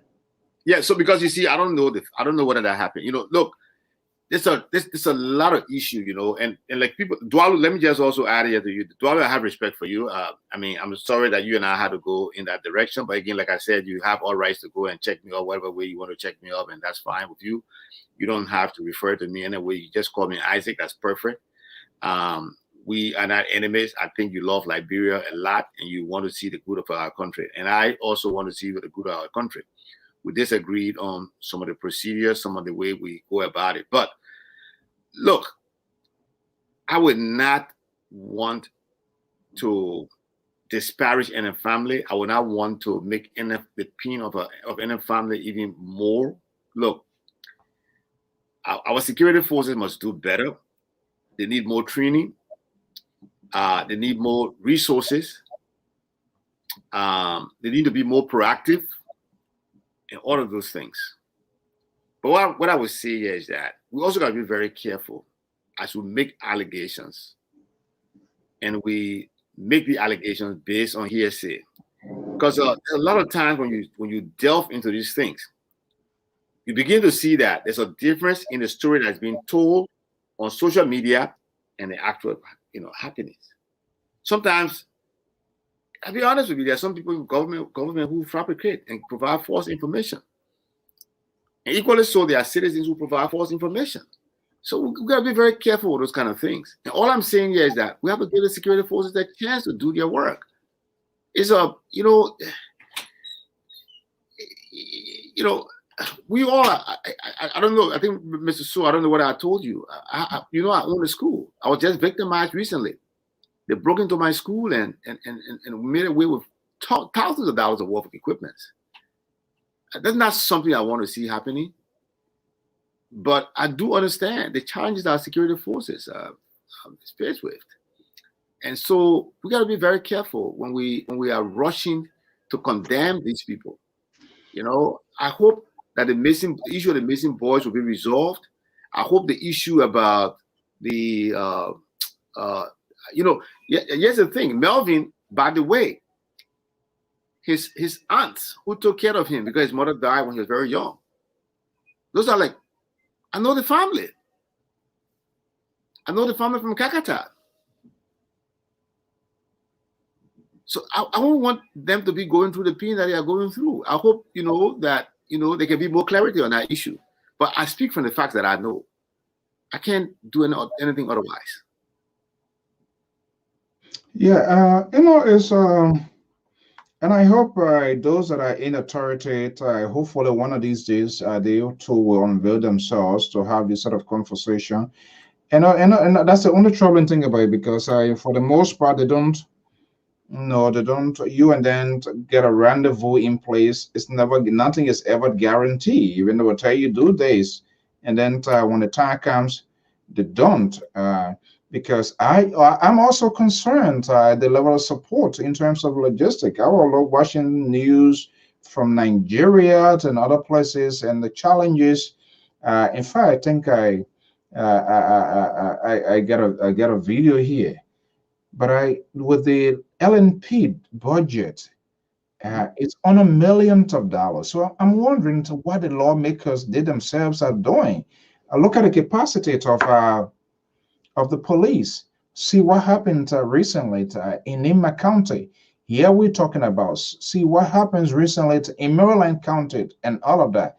Not to even mention the crime rate alone in Monrovia, coupled with the aftermath of the civil crisis.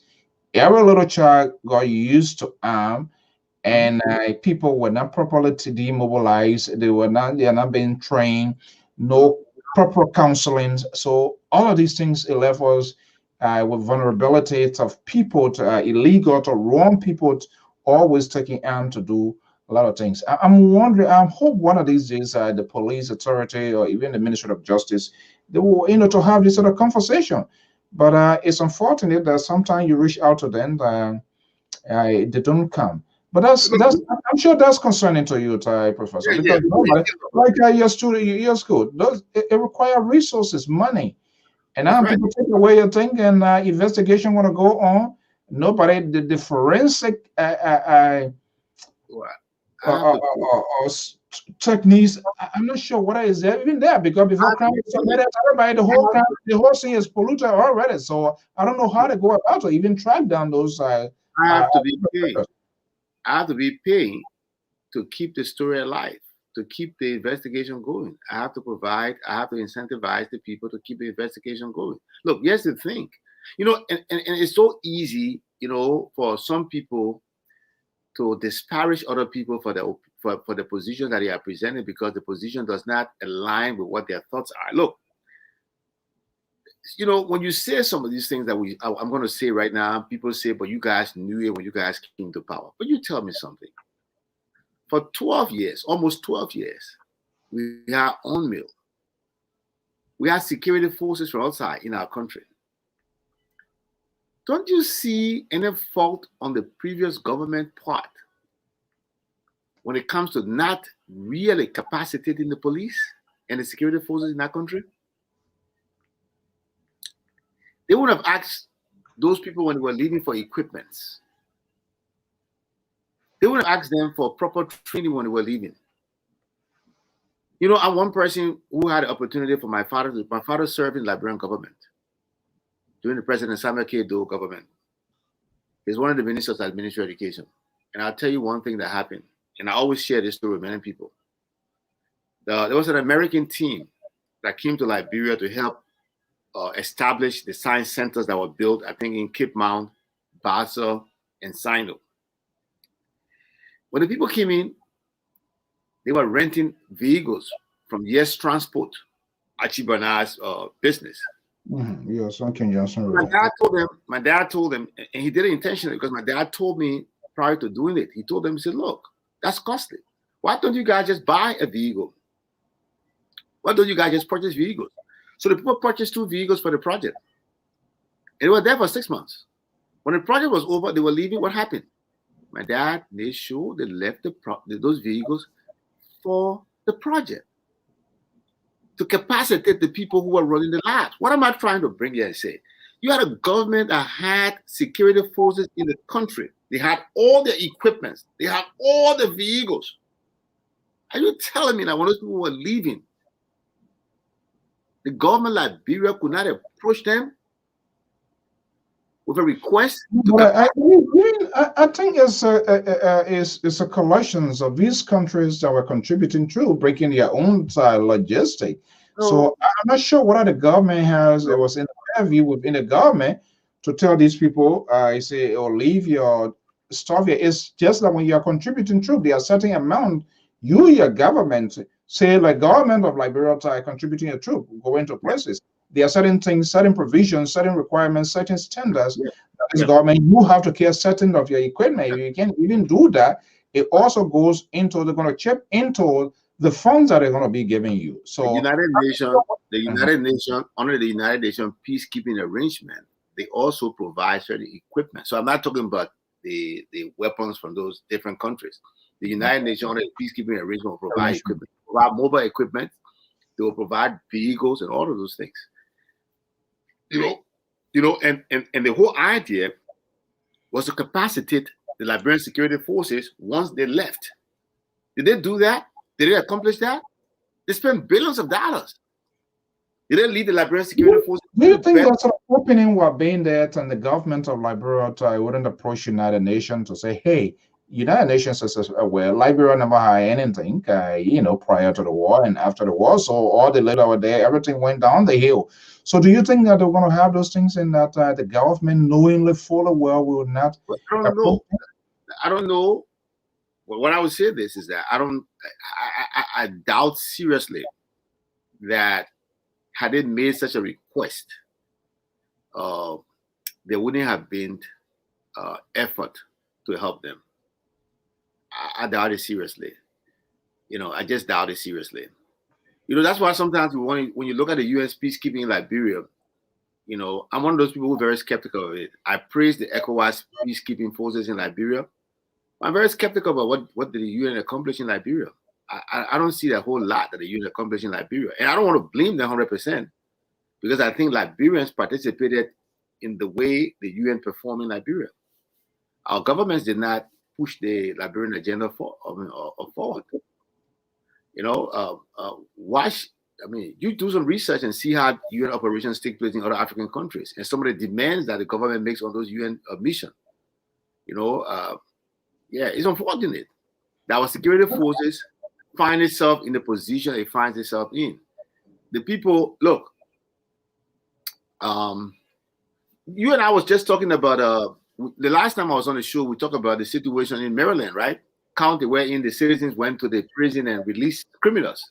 How many police officers did they have in the host county of Maryland? How many? Was it 14? I think even less than one vehicle that I know, one pickup. So you look at that. So and those are serious things. You can't manage you can't provide security in those kind of circumstances. Yeah. Before we wrap up here this evening, let's put the cap on the head. The president is winding up his tour. What could be the end results of this whole tour here? What could be a prediction? The end result is that the president is collecting a lot of data. So once he comes back to Monrovia from the whole tour, the president what sort of data is he collecting?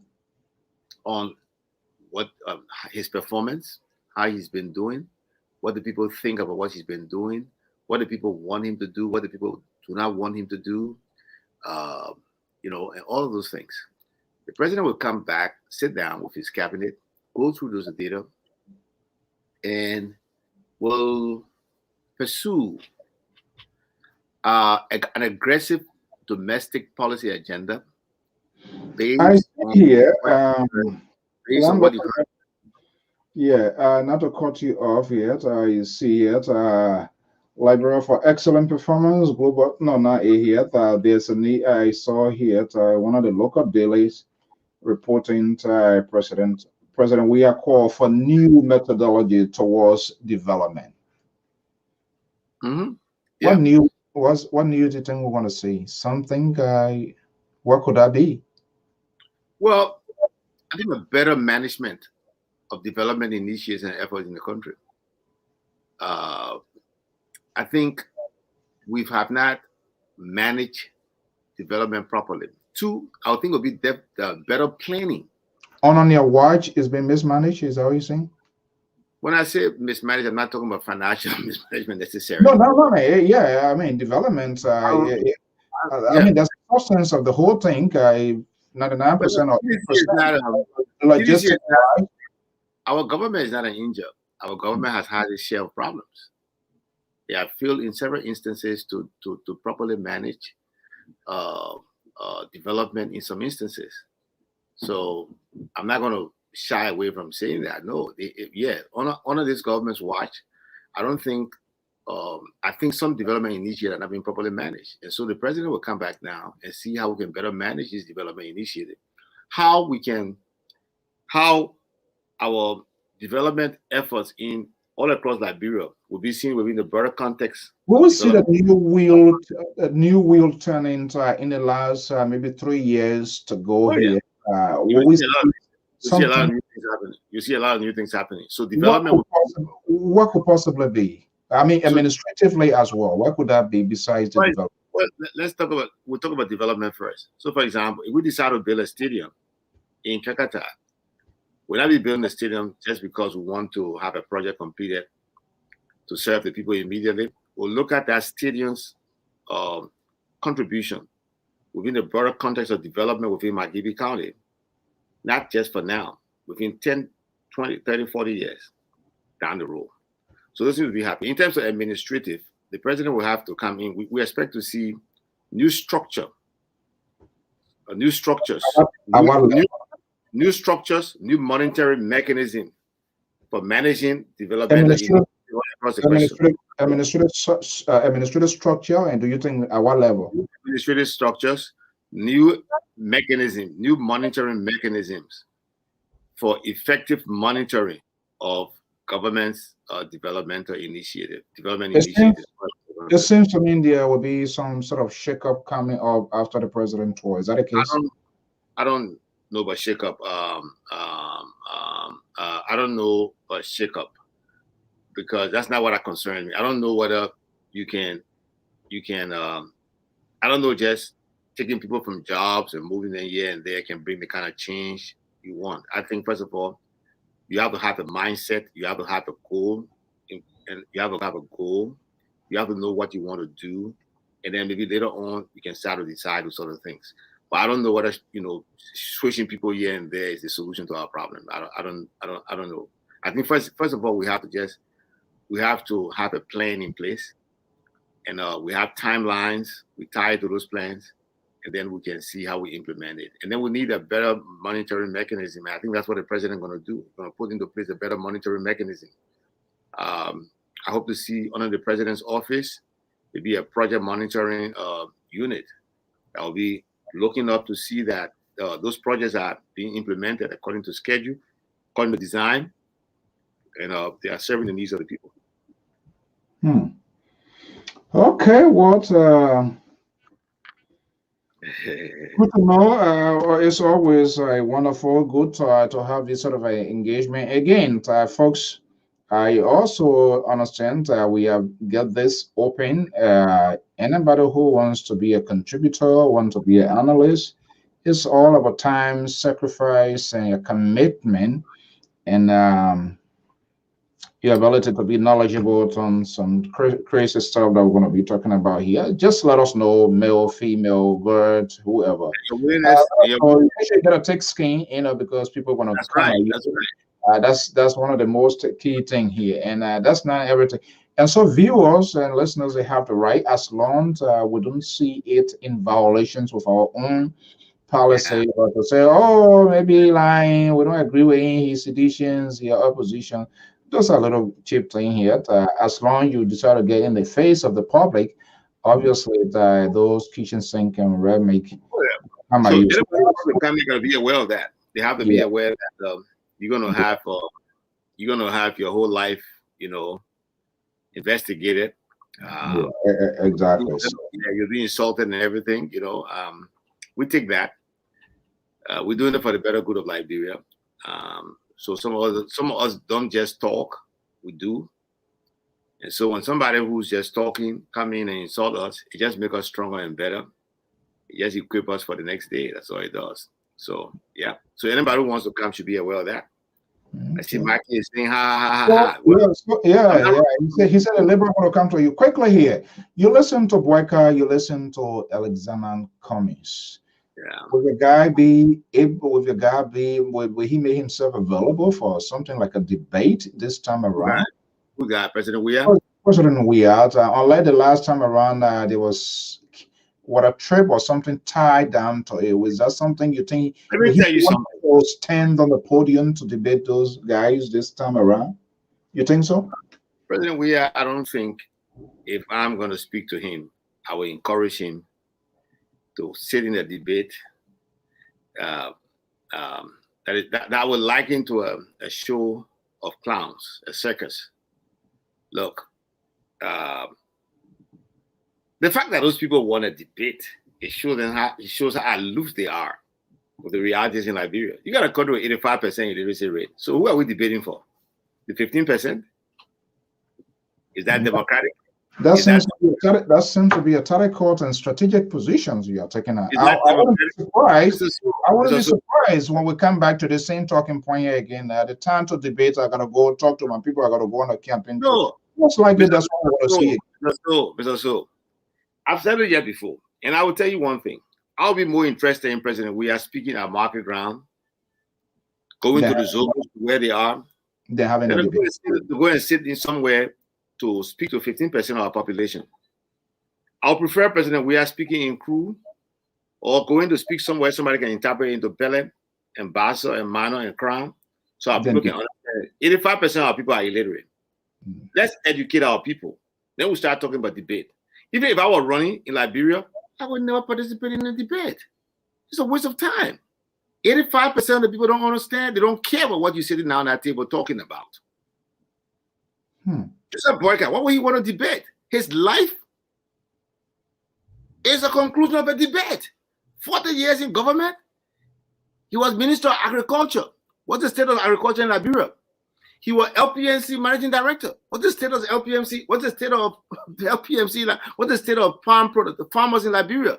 Did they improve? That seems to be the rhythm they're going to be pushing from the GOL to say, hey, you know what, debate is just a waste of time. Mr. President, don't waste your time. These people, the electors made the amount way ahead of even the game. But it's not about if someone announces his or her run, they tell you, this is the person I'm going to be running. This is the person I'm going to be running. It's not about electorate making up their minds. Joseph Boakai already made up his mind. He chose to be incompetent. From the day he entered government to the day he left, he was in government for 40 years. He cannot produce a paper that he wrote. You don't see him as a challenger if he becomes the CPP standard bearer. They don't see him as a challenger? Joseph Boakai? Let's pray he be around to that time. But that's another story. No, I don't. But let me talk about other guys. What about Alexander Cummings? I mean, look there. This guy, the guy Cummings, nice guy. I don't know why he doesn't want to run to be representative in Georgia. Atlanta, Georgia area. He could win a seat and be a congressman or a state senator or so. Why can't he come back to his country? Why you tell him to go run to be senator in Maryland County and you're sending him to Atlanta, Georgia? He's from Maryland. Is he from Maryland?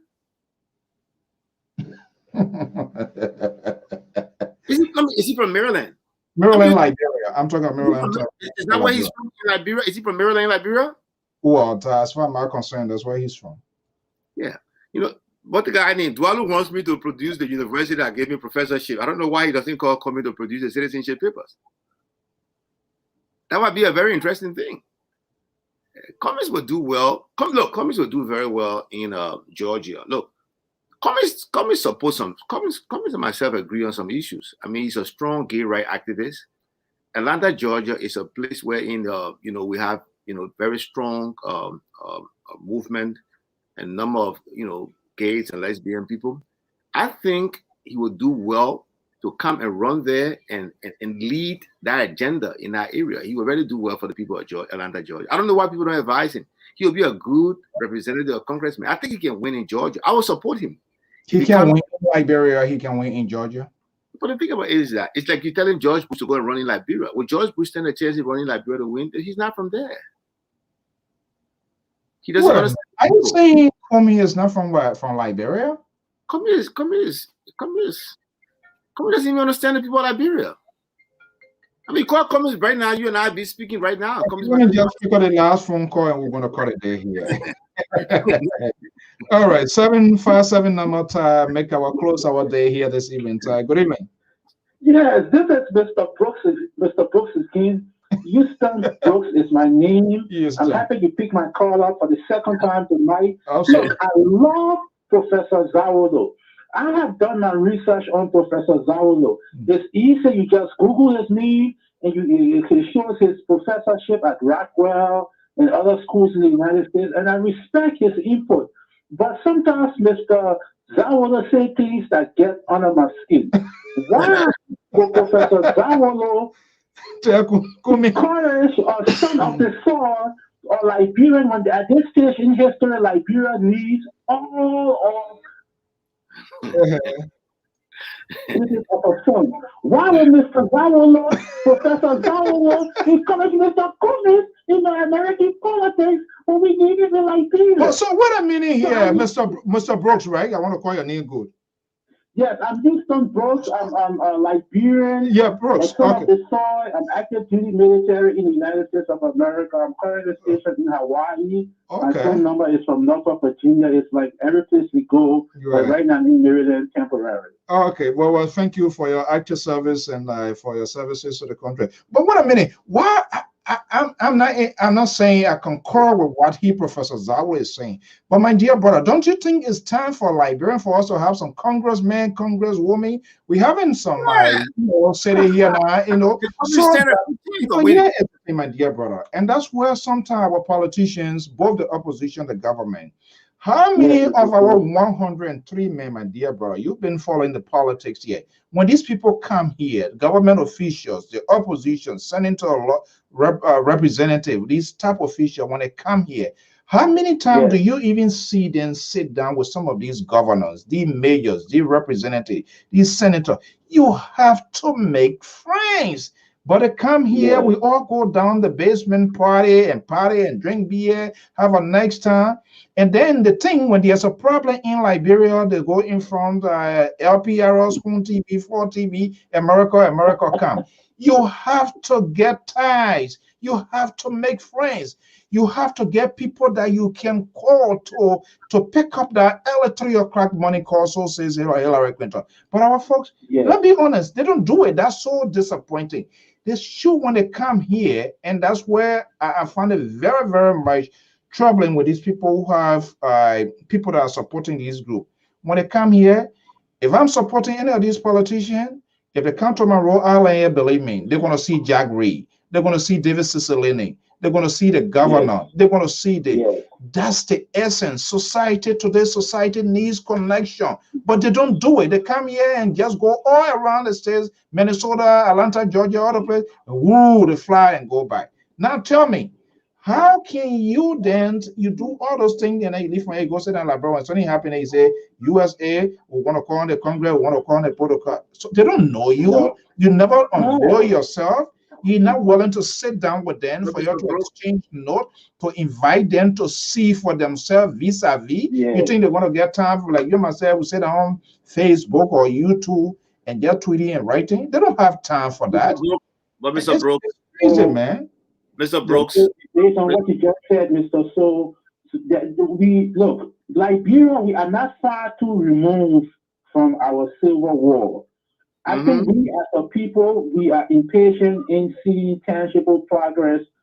However, there is hope, there is opportunity for improvement in our homeland. And I think that Professor Zawolo can use his contacts, if he has any, in the Liberian government to have, I think the message, look, there are challenges to the current WIA government. I'm not a fan of WIA, but I believe his government is actually making progress in some areas. The messages are not getting put out. If people are not coming on programs like yours, we need to know, because we do. So I've been in the United States for 23 years, in the Navy for 23 years. From the first year I came. But the United States of America, I'm a naturalized citizen. This is not my homeland. This is not where I was born. So I have a desire to go back home to my homeland. I feel the message is not, the government is not being positively represented messenger, or there's no one spokesperson to come to inform the Liberians in the diaspora of the progress and how we move, how we can get involved into whatever the government is doing. So we get all, like this Professor Howard is saying, we get all these bits and pieces on social media, and that's what we're going to take and run with, because that's all we get. We are speaking for the government. What is the government showing us? I'll tell you one thing, Mr. Brooks. Even the embassy that we have here, when one of these days when there's a major they have a mass Liberian meeting, or even these people when they come here, their family, their friends, their associates, their colleagues, they hide there. Only a few people have access to there. Right now, if I call tomorrow morning and I say I want to book an appointment, it's just because of this COVID here. And even at that, they can do a video conference call. You will talk to your lawmaker, you will talk to your senator, you will talk to your congressman, you will talk to your city mayor. All of these people here, let's put aside here. Yes, the executive is the administrative arm here. Do these people have offices in their constituency? Do they go for recess? Do they respect the views of their constituency? They don't. Meetings with their constituency. You go on. I want to get off the phone. This is crazy. Let me say this, Mr. So yes, I want to thank God for your recovery, for you being on good health and back on your feet. Oh, this is a challenge, this COVID. And I'm happy to see you healthy. Oh, man, that thing you call COVID, I want to get it. And then I will continue to follow you and Professor Zawolo. I respect Professor Zawolo. He says some things that get under my skin, but I respect him. I love him. I thank God I will have a man like him. And I will continue to follow you and have the opportunity to make contributions to your show. All right. Thank you so much. Thank you so much. Thank you. Goodbye. I'm following you still on Facebook. All right. Don't let him get under your skin because I won't forget it. I'll get it. 609 number 2494. So I want to welcome Mr. Tai, Dr. Jeremiah Tazayan Wapu. These are the politicians in Liberia. Okay, 609 number. Go ahead quickly before we go. 609-4292. Are you there? Yes. Okay, go ahead quickly. What's your name and where are you calling from? My name is Grand Bassa. Your name is what? Grand what? Grand Bassa. Okay, Grand Bassa, welcome. I accept your name. Yeah. Welcome to Rhode Island. Yeah, thank you very much, Mr. So, I just want to say something to that so-called professor. Hold on. Yeah, hello. So don't stop him. Yeah, in all this work here, we try to maintain civility. If you want to call him, when the man was telling coming as a gay. No. He didn't. No. He didn't say that. He didn't say that. It's a gay. That's not what he said. We have the same belief. I want to get that right. Okay, let me go back to him. So hold on. Let me go back to him. Let him get it. But I'm saying I'm on this here. We don't allow people to just make any kind of killer statement and walk away. Professor. I did not say that communists are gay. I said communists and we share similar perspective on gay rights. Okay. Let me go back. Being from Atlanta, Georgia. From the Georgia area, are you there? You got it right? Yeah. Okay. I got it right. Okay. I well fighting for gay rights. Because when I heard it gay, I just you rushed that. Let me just say something about this whole thing that's going on in Liberia. You see, we're not doing any better to that country at all. We're not doing any good to that country. I think we need to put together, we who in the diaspora, to come together and bring out a program for Liberia instead of we going around backing. The people here, they are corrupt more than people in Liberia. I'm telling you. People here are corrupt, dishonest. That's why you see all these 55 million organizations, they all in turmoil because of financial improprieties. I'm telling you. It's unfortunate. And this is why Dylan said that you who want to do things right in Liberia, you the target. Even though I'm not a God, or I'm not somebody that can do wrong. But I think for Liberia, for now, people will chase me and will get tired. Let us do things right.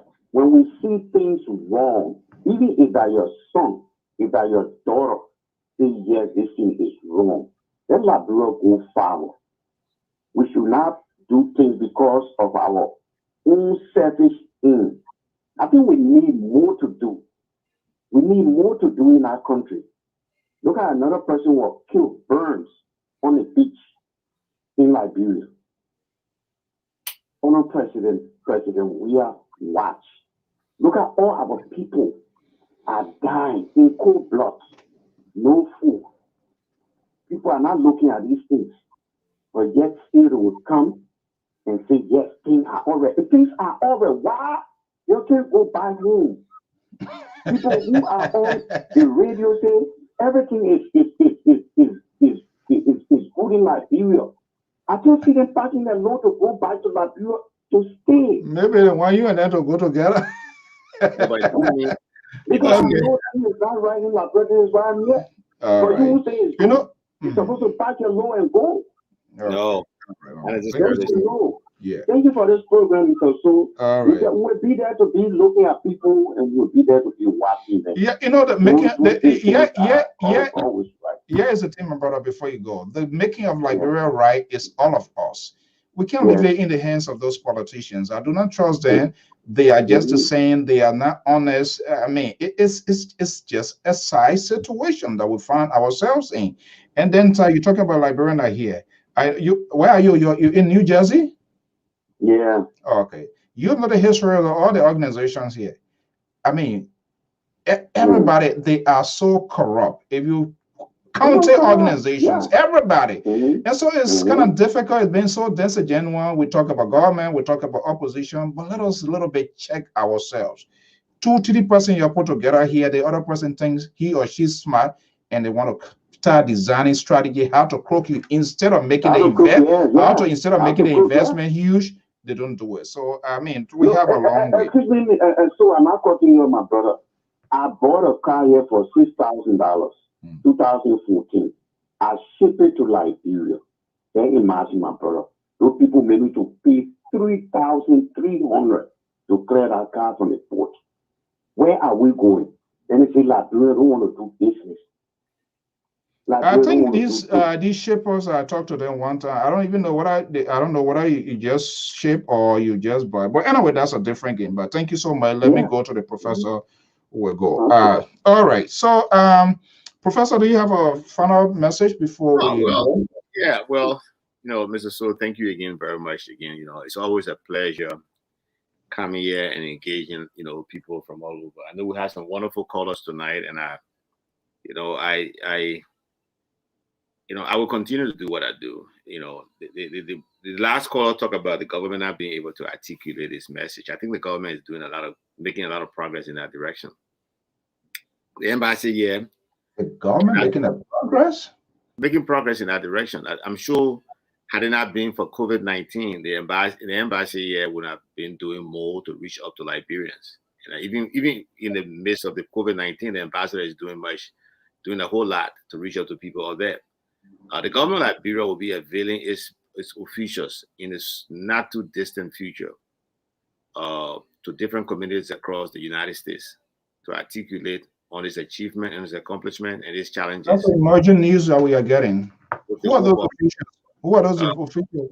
As soon as the government has put those mechanisms in place, are they coming for their own personal notifications? The government of Liberia, or are they coming to engage with the broad spectrums of the Liberian community, or they are coming to their own supporters? I said the government of Liberia will avail its ministers and officials to the people, Liberian diaspora. So okay, that would be a good thing. So and so there are efforts being made to address the issue of a lack of poor communication when it comes to articulation of government policies and programs. So those things you're going to be seeing them happening very soon, and we hope that the Liberian people will take advantage of it. Be very positive and constructive in their criticism to allow for frank, open, but respectful debate. The government of Liberia doesn't see itself as a saint, neither do we see ourselves as a messiah. We believe that any other government in the world, we have our own challenges and we've had our share of errors and mistakes. But one thing is very, very clear. President Weah never goes to bed without thinking about what to do to improve the lives of Liberian people. And he will remain committed to doing that. Okay, well, folks, that's how we're going to bring the curtain down here to LPRC analyst and I contributor, Professor Asase Labozawo. I also CEO of 2 major schools in Liberia. Thank you so much. It is unfortunate. Again, then I think the name is there. I think this guy, he did himself a good favor by going to Google it. And that's a good thing. I know Mr. Google or who now, he doesn't tell a lie. And he came back with his own funding. So we want to encourage people. And I think we must respect people of their views, whether we agree or disagree with them. We must be able to have the ability to counteract their point. It must be done in the civil context. That's what, civilized people in society, they sit around the table and put out their point. Professor, thank you so much, and we hope to have you in the coming week. Thank you. Keep up with that, and let us know how the school property. These are all challenges. Hopefully, that can be fixed as well. Yeah, definitely. Thank you very much. Okay, then. All right, folks. That's how we're going to draw the curtain down here. And again, it's a challenge to the 3 branches of government. The functionings of government is not only within the purview of the executive. Why it is true, the executive to run the day-to-day activities of the country, But when these three branches of governments are working simultaneously and be able to hold the executive branch of the government accountable, that's what we want them to do. Capitol building, that building is a place that needs surgical operation, because if the men and women in that building, if they believe in their country, if they put aside their parties, this party carry me, I'm sedition, I'm Liberty Party, I'm this Rainbow Coalitions, I'm a collaborative party. But if they put the interest of the country first and foremost, that they are there to serve the country. John McCain, the late John McCain, left his sick bed. When he went there, he went on Capitol Hill there to represent his constituent. When he did that famous thumbs down today, which Donald Trump would never forgive him before he passed. He put the interest of his country, his constituents. It is a challenge to our lawmakers. They must respect the people that put them in. They need to open up the transparency. It needs to start from then. Then we hold the executive, then we hold the judiciary, then we hold all of the auxiliaries of government. You can't get any information. Capitol building. That's the first branch of government there. No website, no information to even get your own senator or representative number. You have to call 555 people. They got to get a consultation before you can even get it. And this is where all these speculations and apprehensions is coming down upon us. Because you should be able to go there and know exactly how much your senator is making, how much your representative is making. That will lessen our burdens and conversations, a headache. We will spend less instead of buying Tylenol, ibuprofen, and IV and all of that. Because when there's a website, and I want to know my senator, my representative from Grand Judy, when I go there, I must be able to see the information in details. Those people, they don't even have a website. They have over 15 staffers, but you don't even know who is their special assistant. You don't know who is their communication person to even get a reservation in place. They answer their own phones. For God's sake, and we want Liberia to change. The change has to be a surgical one. It has to come from bottom to top. You hear you in Rhode Island, you're in Atlanta, Georgia, you're in New Jersey, you're in New York, whatever you are, you just Google your representative, your local person, and you will see the office in Washington, D.C., you will see the local office, and when you call, somebody somewhere will talk to you. Yet these people, they have 5 phones, cell phones. They have those ones that can pick up special phone calls. They don't talk to people. We don't know any information about them. When you ask them, they say, go find it. And you even go find it, you can't even get anything. They need to restore the official website of our lawmakers. We need to know who they are, the constituents, the districts, those towns that they represent. They need to have local offices, for heaven's sake. When it is a break time, they go back and sit down with those people. This is what the people here, that's what they do. When you call your senator here today, they will tell you when he or she will be on a break. When I call tomorrow, I will know when David Cicilline will be in Rhode Island, XY period of time. I will know when Jack Reed will be here, XY period of time. These people, they make crazy, fabulous, loose money in the country. And they're not doing what they're supposed to do. I mean, we can say that. We want them to sit together as Liberians, regardless of their political affiliation. I want to see Darius DeLong. I want to see Akaras Gray being more Liberian, to sit down and put aside, I'm a Liberty Party, I'm a Daha Sedition. No, that's nonsense. That's bullshit. These are the people that are suffering the country. They need to sit down. This is what the people do. They work what they call bipartisan and address some national issues. People body being formed all over the place. When will these political leaders sit in their offices on Capitol Hill and get to realize that we are here for the Liberian people? It's not CDC, it's not Liberty Party, because as far as I'm concerned, these institutions, these are social institutions. They are not political party. because they are all centered around individuals. CDC now is all about George Weah. Yesterday, NDPR was all about Samuel Doe. NPP was all about Charles Taylor. Unity Party was all about Helen Johnson Sirleaf left in turmoil. Is being fragmented because these people do not grow institution. They do not believe in institution. This is why we need to undo worshiping these leaders. We allow them to invest everything that they have to put it in. And so when they get there, they become like a Goliath because whatever they put in, they have to take it up. We get party. We don't pay due. We don't pay our dues to the party. And you say you are a member of a party.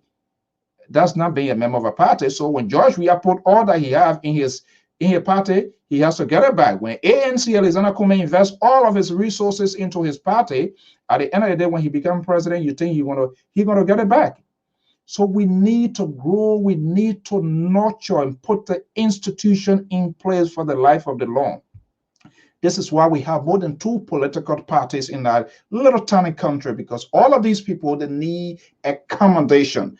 They all jump in the ring. At the end of the day, they see where the wind going to blow. They jump there, and then at the end of the day, say, "Come, you got to be a director. You got to be assistant minister. You got to be a managing director. You got to be a minister, and all of that." The power struggle, the power greed is too much. It's just ridiculous. And that's the same old thing we are having here over and over and over.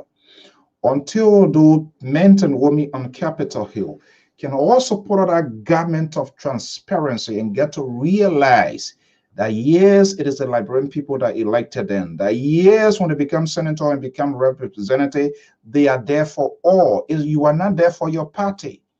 You become a flag bearer for your county, for your constituent. And so you become like a twins father. You need to have local offices. You need to open official website for God's sake, so that even the lawmakers that they want to make friends, they will know where to go. I do not have to call friends or people that knows a Cara Gray before I get a Cara Gray's number. I do not have to call people that know Sir Joseph or Darius DeLon before I get his number. That's not how it's supposed to be. So the first branch of government, it needs to kick the ball off. Then we hold the executive. Then we hold the judiciary. All of us are in apprehension. Nobody knows who making who. We just hearing money name. We just hearing money name. It's like a money doubler. We just hearing money will be printed. And at the end of the day, it's about these people. They get first. That's the difference with the society here. The people here, you saw the whole COVID thing here, the Republican, the Democrat, they came together, they argue. There's a deal work out, a give and take. Okay, we agree, Republican will do this, and Democrat, we agree, you have to give this in return. That's how government function. But everybody hey ha rock in our country. Opposition hey ha, government people hey ha. Everybody beating their chest, showing that sort of ego. Without me, it can't happen. And then we expect the country. So it doesn't matter. It doesn't matter.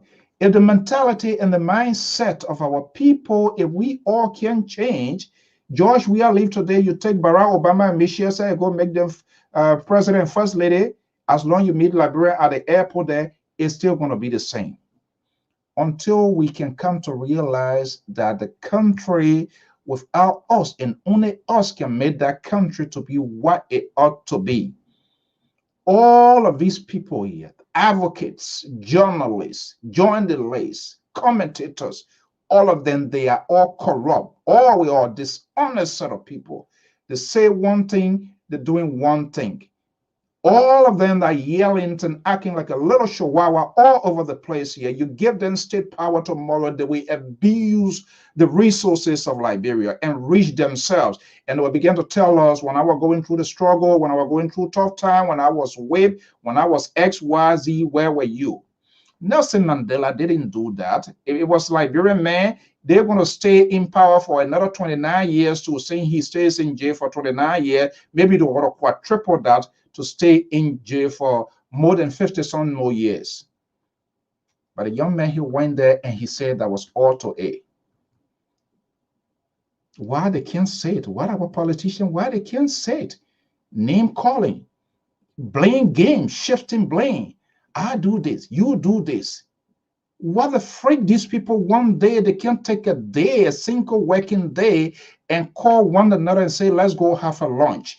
This is my idea about this killing here. Why not to work out a bipartisan way and see we can equip them, even the police.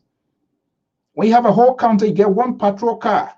But our lawmakers, somebody have 3, 4, 5 cars, $40,000, $50,000, and you expect government and you expect the society to be in peace.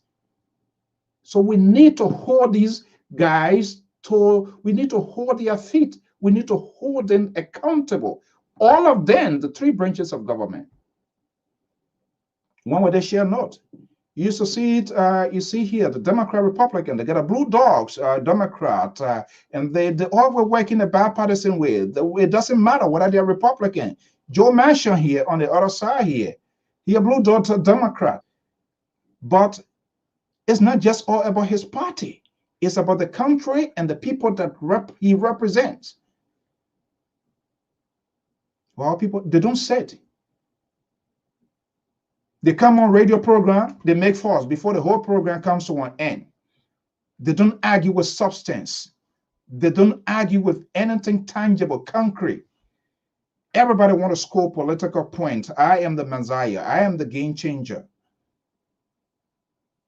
Nobody willing to make the sacrifice because nobody wants to be the loser. We're coming for 2023 again. They will start acting nice. They will start giving all sort of relief, giving your own money that they should have even taken back to your constituent for investment, for projects, and talk to the community. What do the community need? Do we have this school here? Does it need renovation? Do we need a town hall that during breakup we will sit and discuss community issue? Nothing like that. Everybody have, all of the lawmakers, they have NGOs. So they don't even respect the policy. The ordinary man there, how can you expect the ordinary man there to get even a contract from government? When all the senators, all the representatives, all the ministers, they have their NGO. All the doctors have their own pharmacy. So the ordinary person there, if you don't know anybody in the higher up, you don't get no contract from government. Government is a higher employer. So this, all their things goes to their people. Then they say they are senator, they are representative, they are representative vote. Everybody, they are all, no exemption. Their behavior doesn't suggest that they are ready for that country and that they are ready to lead the country. And that's why people who support these people, they need to tell them, I challenge it, they need to put that website of the Capitol building, they need to put it up. We want to know all of our lawmakers.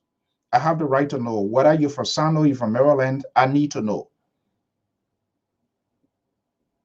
We need to know how much you're making, how much you're taking home, all of your bonuses and everything. If you Google your senator or your representative or local state, they will tell you exactly how much that person is making. Why can't we know? We have to speculate. People have to create all sort of story. People have to throw all sort of things, and then it will come clarify. You don't need to, you need to tell us who you are. We put you there, whether I voted for or against, we put you there. And why we don't have the guts to tell these people in as much we support them, even if we want for change to take place, we can be selective of change. I want this one to happen, but I don't want the other side to happen. Everything must be conclusive. Everything must be inclusive. They hire people, only their family people they hire. Go Capitol building there. It's like you're in Jonathan Market. All the offices are all packed. Some of them don't even go to work, yet they're taking government paying them. They are increased, triple the size of government.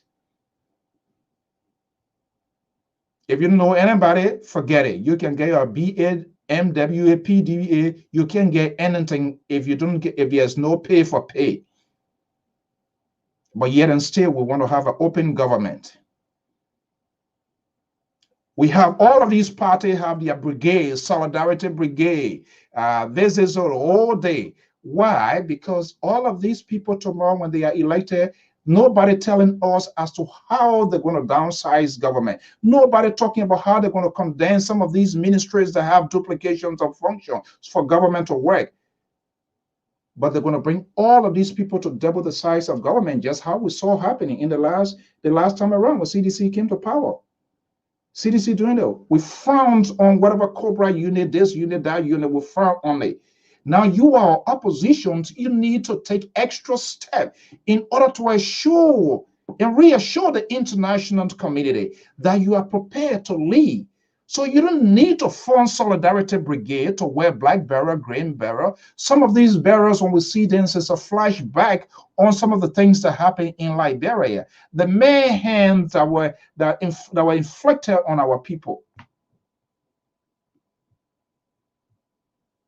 So you do it there. I see it for me as a free thinker, and I see it as no different. You think those people putting their backpacks on their back, whole day, they're shouting, doing their hand like this, growing muscle without anything in return? Of course. This is why Jefferson Koji did, and he became the city mayor today. So everybody want to be head of a brigade team because they want to become a managing director of the Liberian Petroleum Refining Company. So you need to set yourself apart if you are seeking for state office so that you'll be able to make a concrete and tangible argument and point out those things that you can't argue your point. You can put your policy over. How many of them, most of our politicians we call them, how many of them we see them putting out their long-term goal, short-term goal as how to move Liberia forward? Policy-wise, they don't. They don't. Because we are so used to things that we want to hear. When they say it, then we clap, we cheer them up. And then we'll move from there, we leave, we think, say it's just going to be like that. I'd for sure tell you, until we all can bleach ourselves and check ourselves, our own commitment, and get to realize that Liberia is a sovereign nation. And that nobody should just come and take advantage of the situation. Because you are being trusted to state with state powers. You are being given 9 years. You are being given 6 years. They get there. They don't get a free for you. They're already there. How many times you saw our government official to resign for embezzlement? The only thing that is death. It's not like here, that when a government official or somebody does wrong, the media will bomb your door until you will come and say, I'm sorry, I agree, I'm ashamed, my family and I will take responsibility, I'm leaving. How many times, when last you saw any government official resign? First of all, when it's still to death, then they use a big word, modified word, embezzle. Then the next day they appoint them to a position after 1 month, 2 months to get all the losses. That's the sort of society we have. Yet we say, so I wonder, is it the government? Is it us? Or where is this problem coming from?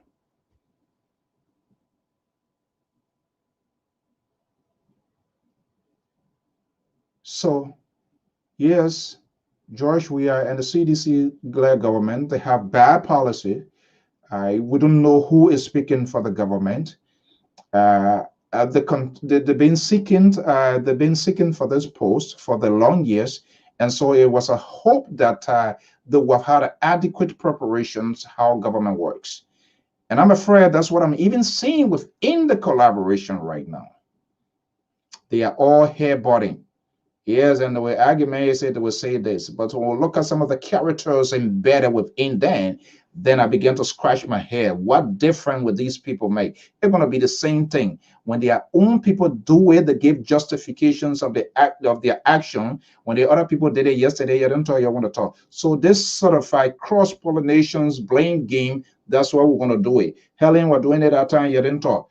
CDC people there now, Helen did it, didn't talk. Tomorrow, when the other 4 party put together with 11 party, when they start doing something crazy and we start talking, it's, oh, CDC were doing it yesterday, we don't talk.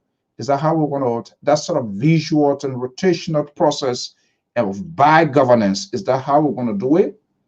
I don't think so. Until all of us, all Liberians, First and foremost, put the interest of your country first. I don't say don't make a political choice. It is your right to have a political choice. But until you can have that courage to tell your political leaders or somebody that you so much believe in him or her to affect changes, when they do it wrong, you look in their face. Yes, I support you. Yes, I believe in you, but you are on the wrong side of this history. Until we can all do that, then we'll get on track. So it's an open challenge. It's a disgrace that you have the house that does not even have a website. You don't know where to get any information. People don't know their people from various counties. They don't even know their senators, their representative contact number. You have to go over, you got to go through people 55, 60% before you can even have access to that number. It's wrong. Everybody should be able to gain access, whether they voted for or against, to gain access to their local leaders. That's what we see happening here.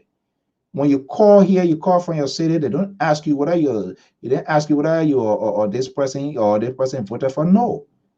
The secretary will pick the phone. Oh, you want to meet with the city mayor? You want to meet with the mayor? You want to talk to the government? There, governor, yeah, what's the name? Blah, blah, blah, blah. And they take it. As long as you are a resident, they will give you that courtesy.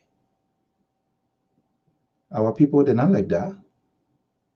It's just all about themselves, their family, their immediate associates. They are stomachful. They don't even care. And that's it. And yet we say we want good governance is not only with the executive branch of government. It's not only it. Yes, they are the implementers. They are the driving force. But we citizens, we must also be held accountable of our actions, of our behavior. People act childish. You want state power, and you becomes irresponsible in your thoughts, in your decision making, and that's why the people don't take us serious. The advocates, you get on program, you cuss all day, and then you finish, then you say you want to go to the embassy for them to talk to you. One lie you saw Bobby once cussing. The young musicians who from the ghetto, who becomes a politician, who almost took state power in Uganda. When you lie, you saw Bobby Wine cussing. Be it Marcos or Parcos or Entercos. They sit down with international cable news network, Al Jazeera, CNN, and meet international people to make the case.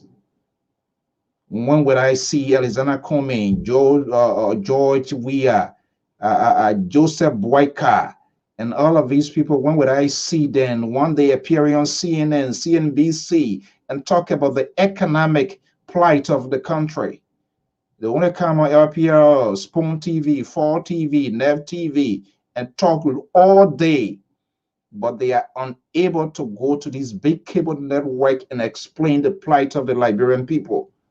Yet they claim and profess to be a politician. So how do you think the world going to know you? How do you think the society going to know you when you can't even articulate, when you do not have an agenda? I expect by this time, if the opposition they were forced to reckon with, they should be able to have like a special envoy in this country. That's how other country opposition behave. They have a special envoy, and that person is there to lobby it with Congress to meet people.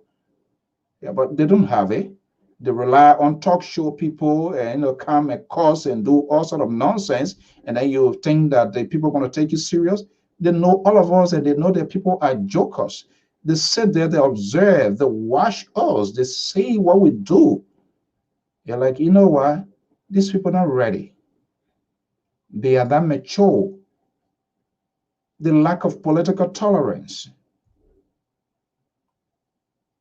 If opposition was serious, by this time, if they want state power, by this time, they should have a special envoy where they will be able to meet people even when the going gets tough and the tough gets going. They will start meeting local leaders, representatives, senators, and gradually made their way to State Department, to the White House, and begin to make the case. You're not even doing it. You and the government, you're doing the same old thing. So what can you tell us? What are the preparations are you making if we are to even trust you with state power? You are not starting it from the grassroots. We're not seeing no evidence. You're supposed to start traveling country to country, meeting ECOWAS leaders, meeting the OAU leaders, going to United Nations and all of that. That's how people lobby. You sit down in Liberia, you come and put your fingers up and all of that. You think that's how you're going to be? It doesn't work like that. You have to navigate. You have to go through.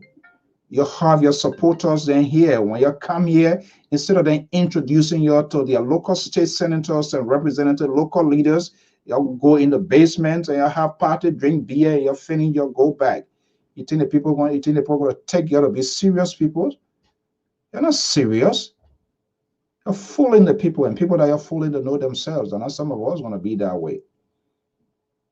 You have to set yourself apart for a national cause.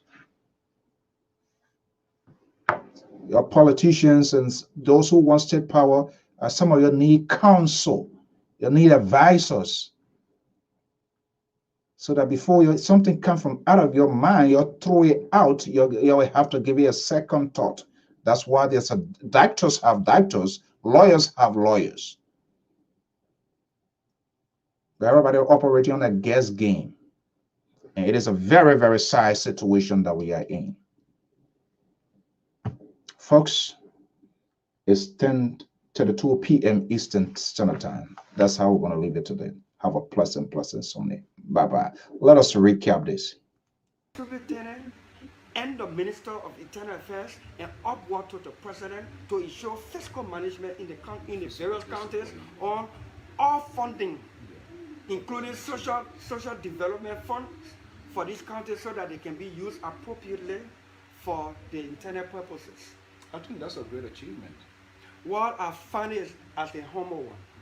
And while at the capital, staffers were making $27 US dollars a month. $27? Yes, at the time I was there, when lawmakers were taking 5,000, 7,000 maximum at the time. And I thought I was wicked.